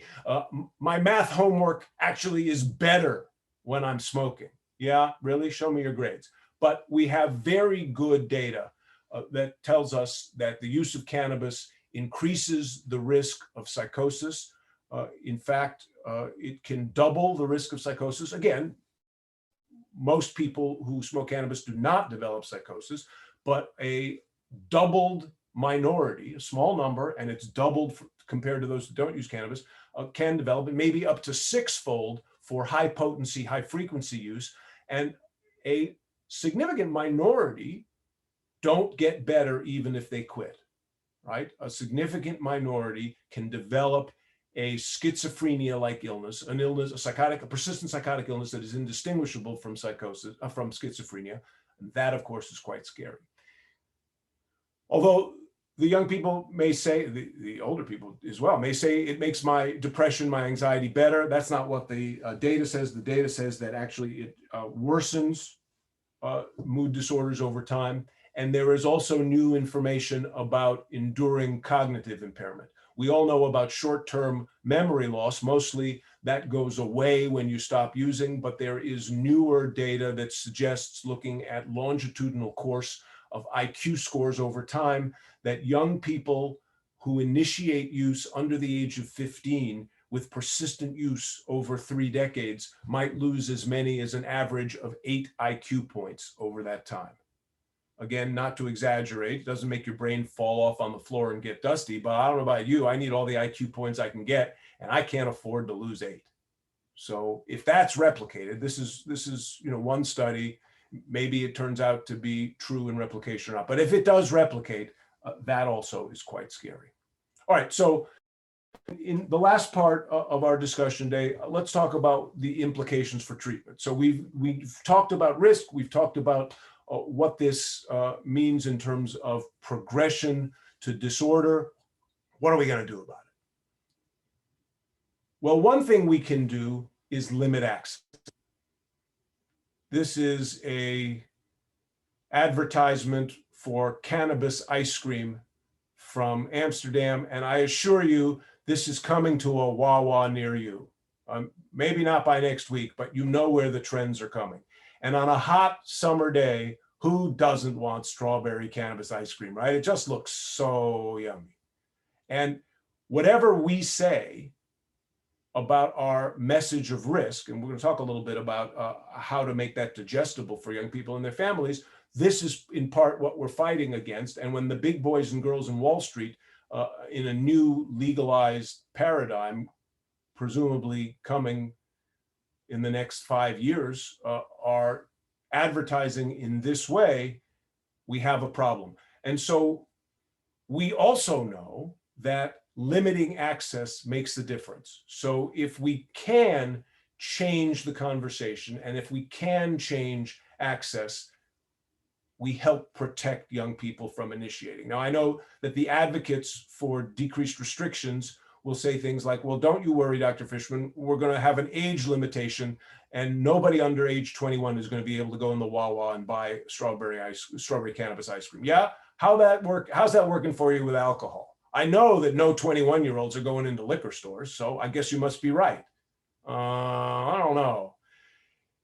Anyway, there are lots of proven public health interventions that try to limit access, and things like price point and taxes and access points and restricting access points and not allowing legalization are all things that ought to be under consideration as part of the public conversation for limiting access and limiting adolescent initiation.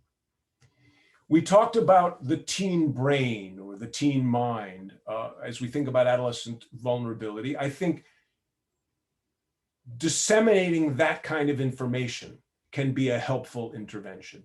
It's a bit of an exaggeration when we say, oh, the teen brain, that's what confers vulnerability, but it's helpful as a soundbite, and it conveys some important things. It conveys that adolescents are different, that they are special, that their differences are real because they have some kind of biological underpinnings and some psychological underpinnings, and you should expect some typical patterns. There's a reason for the way they behave. It gives us a bit of a cartoon of mechanism. It's not all volitional knuckleheadedness. I mean, part of it may be volitional knuckleheadedness, but it's not all volitional knuckleheadedness, right? They are wired in a particular way. We should not be surprised that they are immature in their emotional regulation and executive function responses. That's helpful, I think. On the other hand, it does have potential unintended consequences. Anytime you impose stereotypes on a class of people, you can invoke stigma, and you can invoke lowering of expectations, because we want people to strive to be their best selves, no matter what their immaturity is. And then the other thing is we don't want it to be an excuse for limitation of responsibility. Well, I got into trouble because I have a teen brain. It's not me, it's my brain. No, you're still responsible for your actions. But anyway, I think that there is a utility here. It also teaches us that treatment for young people will not so much be rehabilitation, right? You think about the adult that we're treating who was on a steady trajectory of high function, doing fine, riding along on the bicycle of life, meets substances, falls off the bicycle. What do we have to do? Rehab them and get them back on the bicycle. But our teenagers didn't know how to drive the bicycle in the first place. It's not rehabilitation, it's habilitation, because when they meet substances, they may be falling off their growth trajectory, but their growth trajectory had not gotten to fully independent living. So although we may want to reach across the table to that ornery teenager and throttle the daylights out of them and say, just grow up, how much sense does that actually make? If only they could, right? Another thing that this conceptualization that we've been talking about this morning helps is it gives parents or clinicians or policymakers a bit of a roadmap through the potential chaos to set expectations more appropriately. Like I said, you can't just ask them to just grow up. Another thing is it teaches us to depersonalize our responses. That is, when they say bleep you, it's not just malicious. It's because we expect them to have particular emotional responses. It's not about us, it's about them. Don't take the bait. Don't take it that seriously, and alter our responses in a particularly developmentally informed way to be more effective. To cartoon it, if a 5-year-old screams at you, punching them in the nose is not an effective intervention. Fast forward to teenagehood, there's more subtlety to it, but how can we alter responses to take into account our expectations of how they are likely to respond and what kinds of responses are more likely to be effective? Skills rehearsal is very important. One of the ways that we need to focus on our interventions in adolescence is to get them to formulate their own solutions by trial and error, by practicing stuff, by making mistakes, by falling down in skin knees and learning from natural consequences. Now, we want to give them enough rope, but not too much rope. That is, you don't teach a 6-year-old how to appropriately cross the street by saying, oh, you don't want to hold my hand when you cross the street? Fine, go ahead. You'll get hit by a truck and that'll learn you. Right, we're not going to do that. We're going to keep them alive as best we can. But within those limitations, us lecturing to them, us telling them what the solutions are, will not make those solutions practically digestible to them. We will be more effective if we help them come to conclusions. And 95%, by the way, of everything that we do is getting them to show up. So expecting them to want to be involved in adult style interventions, like, for example, telling a 15-year-old to go to an AA meeting with a bunch of graybeards like me complaining about their failed marriages and their mortgage payments, is not going to be very successful. We've got to create youth-friendly scenarios where we can entice adolescents to be participatory. I'm not saying treatment's going to be their favorite thing, but how can we make it a little less lame? And that's why I think, by the way, that pizza should be a Medicaid reimbursable cost. Now, how do we talk to young people about their substances? And I want to spend just a few minutes on describing motivational approaches. We're not, you guys have done training, I'm sure, in motivational interviewing and motivational enhancement therapy, and maybe for some of you this is all old hat, but for those of you who it's not, I just want to give some illustrations of some language that can be helpful in talking to young people about their substance use, that engages them in a longitudinal conversation. Because if we, despite what we know, and the facts are, you shouldn't use, if you use, you're at risk, this is health, cut it out. But just because we know that doesn't make that an effective intervention, obviously. So when you talk to the kids and they say, I don't know what the big deal is, everybody's doing it, right? And it's no big deal, and it's not affecting me. And in fact, it makes my anxiety better, and it makes my math homework better, and stop fussing. Well, what do you say? Well, so one approach, instead of going up with a confrontational lecture, is to go kind of end around. Well, all right, so you say it's no problem for you. Do you know any other kids who it might be a problem for? Do you know anybody who's been in trouble? Do you know anybody? You don't smoke too much, you say, but do you know anybody who does smoke too much? And what that does for us is it now puts us in the context of having on the table the fact there is such a thing as too much, that there is a threshold of problem use, that we could have a definition of a metric of impairment. So you're not impaired, but what about your friend who, or somebody you knew, or your older brother's classmate, or whoever who smokes too much, trouble, or got arrested, or failed out of school, or what was too much about it? And what would you say to that person? And you can see we're now bringing the conversation out of their own personal life, so they don't have to be as defensive about it, but at least we're having the same kind of conversation. Do you know why me as your doctor or your counselor or your parents might think it's a problem? I know you disagree with us, that's fine, but can you at least explain or try to articulate why we might think it's a problem? And that helps the adolescent do that very important developmentally task of adopting another perspective, right? That's hard for adolescents to do, but important for them to learn how to do. And it makes them able to at least try to understand the rationale that a parental caregiver, professional caregiver might hold, even if they don't agree with it. Well, let's talk about the pros and cons.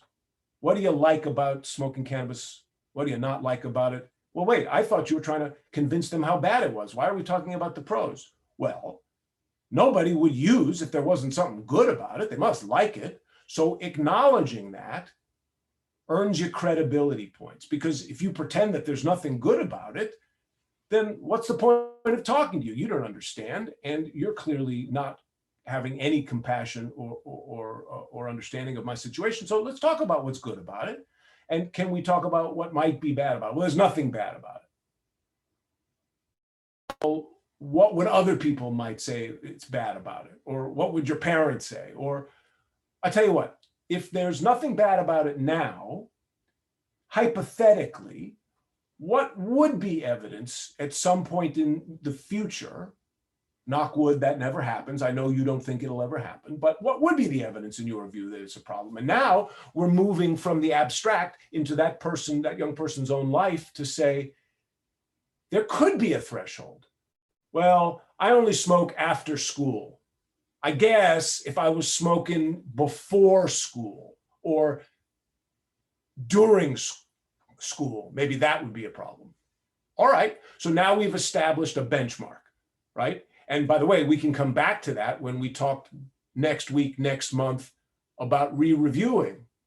I'm looking at my notes here, and last month we talked, you said smoking before school would be a problem, and now you say you're smoking 3 days out of the week before school. What do you think of that? Well, I changed my mind. I don't think that's as much a problem, but at least now we're having a conversation that's on the same page about thresholds of impairment. Well, you say you could stop any time. Would you be willing to try it? I mean, it's not going anywhere. If you don't like it, you always go back to it. The world's full of cannabis, but what would happen if you cut down for 2 weeks or you stopped for 2 weeks temporarily, and we could compare notes when we talk next? Was it better? Was it worse? But most importantly, it's the notion of engagement and having a conversation and saying, listen, I so much admire your bravery for being honest with me. Because right, you don't want the kid to say, you're right, Dr. Fishman, it's bad for me. I'll never use again, I promise. Because that's baloney. You want the truth. You want them to say and that there are reasons why they like using it. You want them to express their actual feelings and beliefs about it. You want them to disagree with you so you can be engaged in a more meaningful way, because the relationship is what is so key, and it's the longitudinal view. Glad you were willing to talk with me. Would you be willing to come back and talk with me again? And we can see how it's going, and we can watch how this progresses over time in the pageant of your life, not some textbook, but in your life. And if it's bad enough, listen, you don't have to necessarily take it from me, but would you get a second opinion? Would you go see somebody else and see if some other stupid grown-up says something similar, or whether I'm full of it? You get my point. Anyway, everybody's got to develop their own style for how they say these things, but these are examples.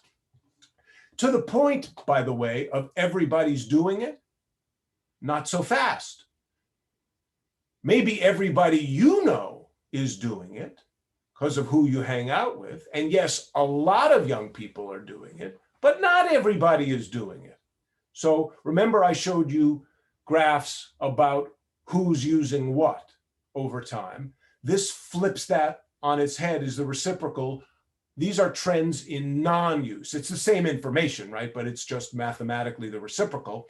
And it's very interesting. Look at the bottom line for all substances. This is non-use of 12th graders over time. How many of them have ever used tobacco, cannabis, or any other substance? Couple of important points. One, it's going up. And look at the number. Fully a third of 12th graders have never in their lifetimes used tobacco, alcohol, or cannabis. Now, a lot have, most have. But when they say everybody's doing it, well, it's not everybody. There are lots of kids that have never used.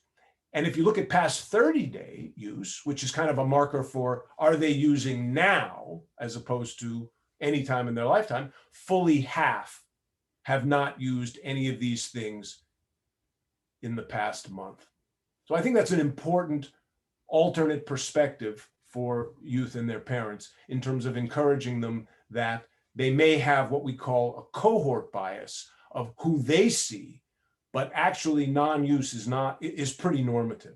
What are some things that we can think about that our discussion of developmental risk teaches us about interventions? We want to remember that although young people want to be autonomous and say they're all grown up, they do need the support of adults. So we want to think about how they're embedded in the need for caregiver support, but at the same time, we want to acknowledge they're striving for autonomy, and they live with one foot in childhood and one foot in emerging adulthood. And although there's some paradox there, we can live with that. We want to think about what their natural learning styles are. Remember, I mentioned we're not going to lecture at them passively. Every kindergarten teacher knows, every sports coach knows that the best learning for young people is when you can channel energetic and fun activities while still preserving the content. So we've got to modify treatment in that way. We've got to expect that kids will be kids and will get into mischief. So not every expression of disruptive behavior is an indicator of antisocial delinquency. They're going to poke each other. And we have to balance limits with looseness to be able to make the thing go. Praise and rewards will be far better than criticism and punishment. You always win more flies with honey than vinegar with young people. It's not just what not to do when we give the message of don't use substances. It's as importantly what to do. So emphasizing pro-social alternatives to drug use. That is expanding the repertoire of leisure and fun and social activities that don't include intoxicating substances. And I can't emphasize enough how much relationship is at the core of our ability to engage adolescents and their families. The therapeutic alliance, the connection to you as a caring adult that wants to help. I'm going to skip over talking about CBT because I understand you guys are going to get a full lecture on the adolescent community reinforcement approach tomorrow, ACRA, which features many of these typical CBT sessions, including the relapse chain analysis. Important to know about this, and everybody who works with adolescents should get some experience and expertise with doing the relapse chain analysis. That sounds fancy and technical, but what it really means is getting the person, the young person in front of you to kind of backwards in time.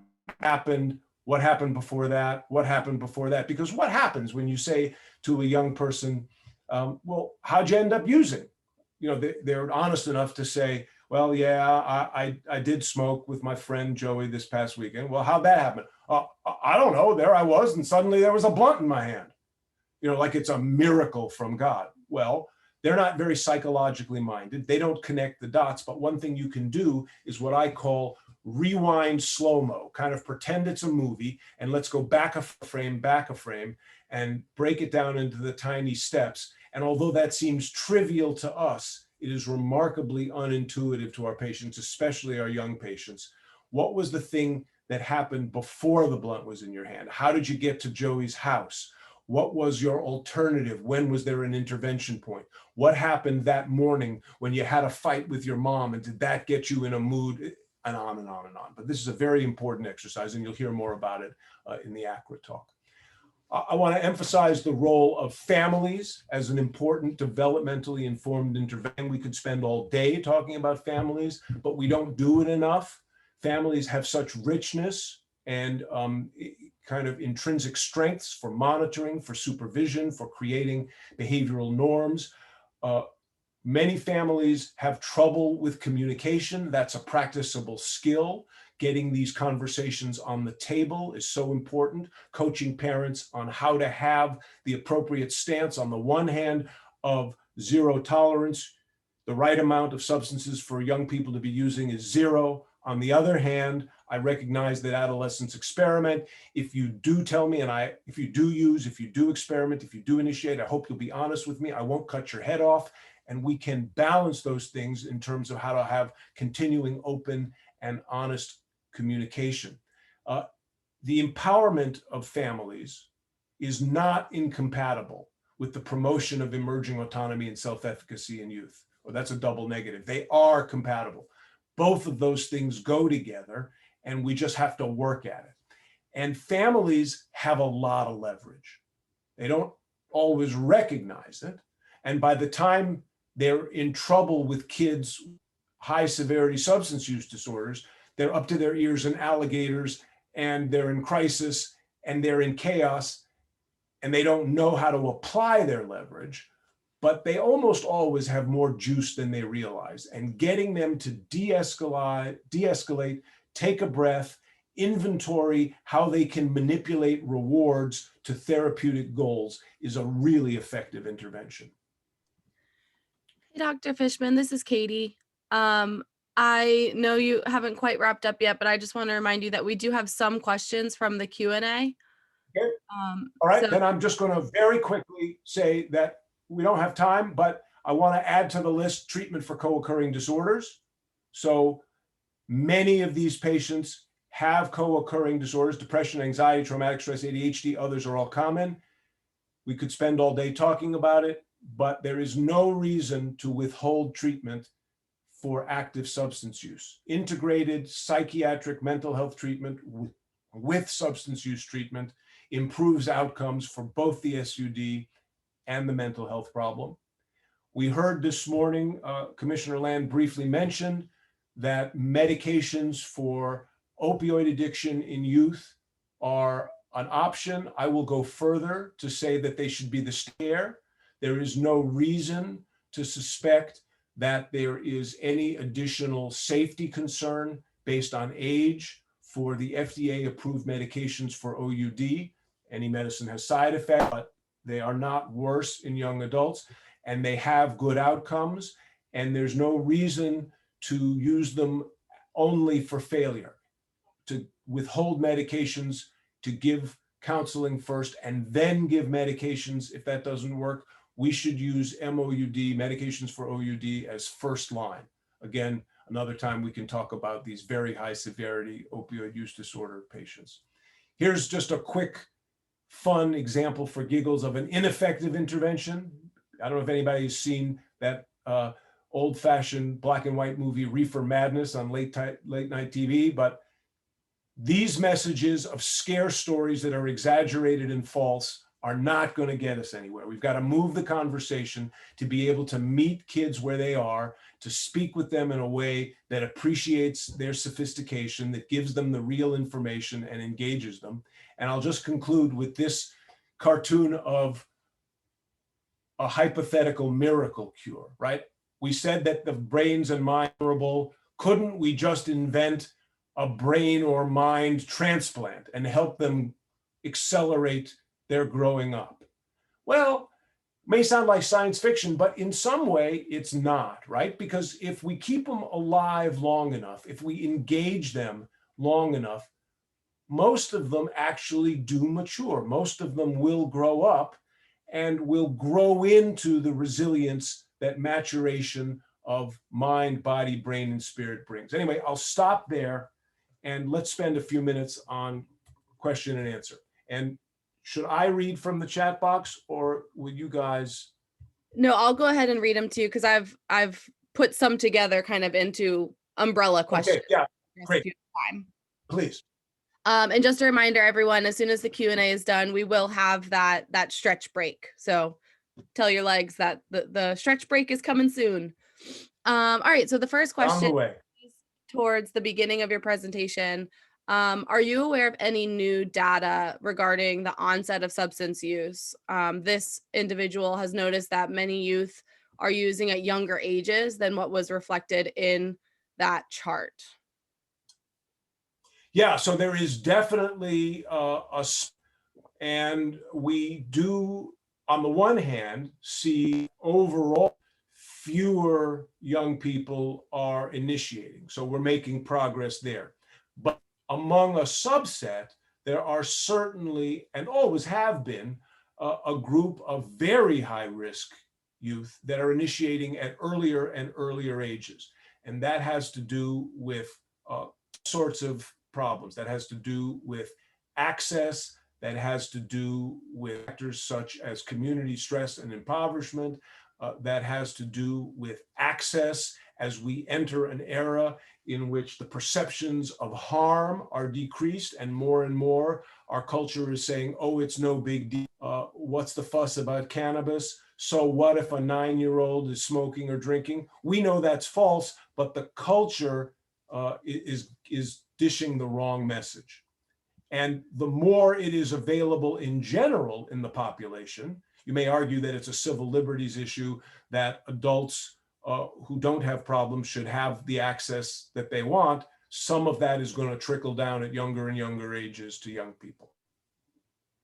Great. And then several participants asked about what do you believe the effects of several states legalizing marijuana will be on youth, particularly in Virginia, with Governor Northam talking about legalizing marijuana and potentially legalizing the growing of marijuana? Sure. Well, I think it's pretty straightforward and inevitable.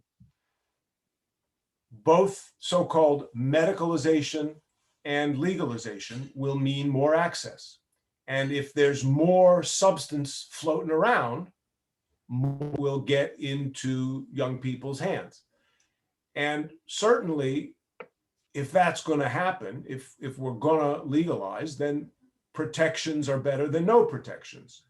And raising the age of access and creating restrictions on access for young people would be better than not.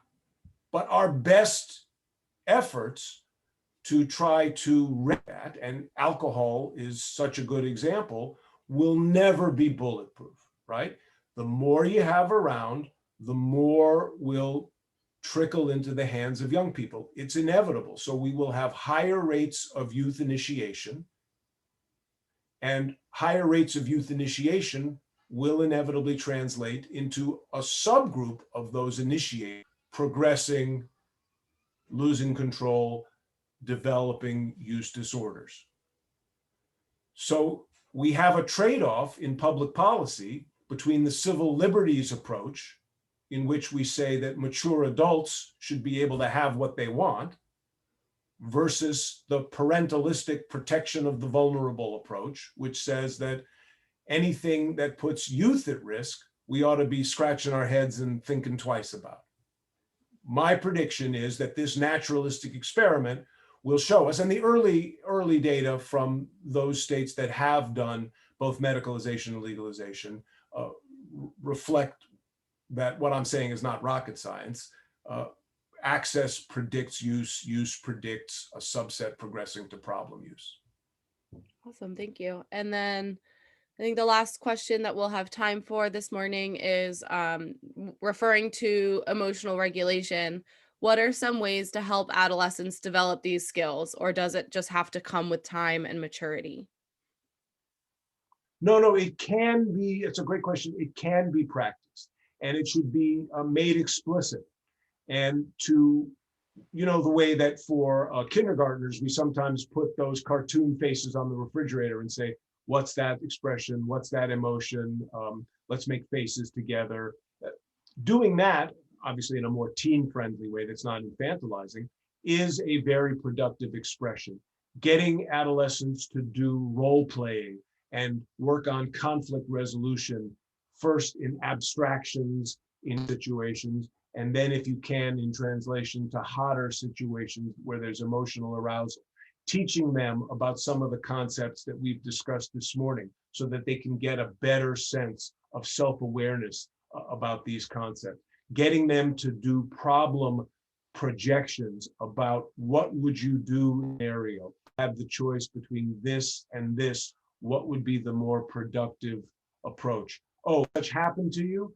Let's go back and talk what your emotions were like and what may have sparked those emotions, and were there alternative pathways that if you could rethink it, if you had the opportunity to redo it, that you could do it differently the next time.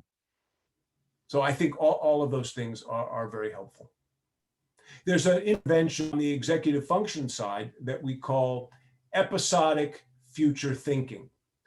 And that is a way of getting young people to rehearse the executive function capacity for that future observation time machine. Thinking, I want you to write down in a concrete way particular goals over different time periods. Do you have goals for next week? Do you have goals for next month? Do you have goals for 6 months from now? Do you have goals for 1 year from now? Let's write them down. Let's talk about, they don't have to be goals that your parents approve of or that I approve of. What are your goals? Let's write them down, and then let's think your behavior in relationship to achieving your personal goals. What's working, what's not working for you, and can we craft strategy around that? And as you can imagine, that of pumping the iron of executive function. And that's an emerging intervention that lots of people are having success with. Great. Thank you so much, Dr. Fishman. Okay, that was a wonderful presentation by Dr. Fishman. I knew you wouldn't be disappointed, and I personally love the idea of pizza intervention as a Medicaid reimbursable activity. But what we're going to do now is we're going to take a 5-minute break. I have 11:17 on my watch, so we're going to resume in 5 minutes, which will be 11:22, and then I'll introduce the next speaker, Marc Sanders, and we'll go from there. So enjoy your break. But please come back and be engaged by 11:22. Thank you.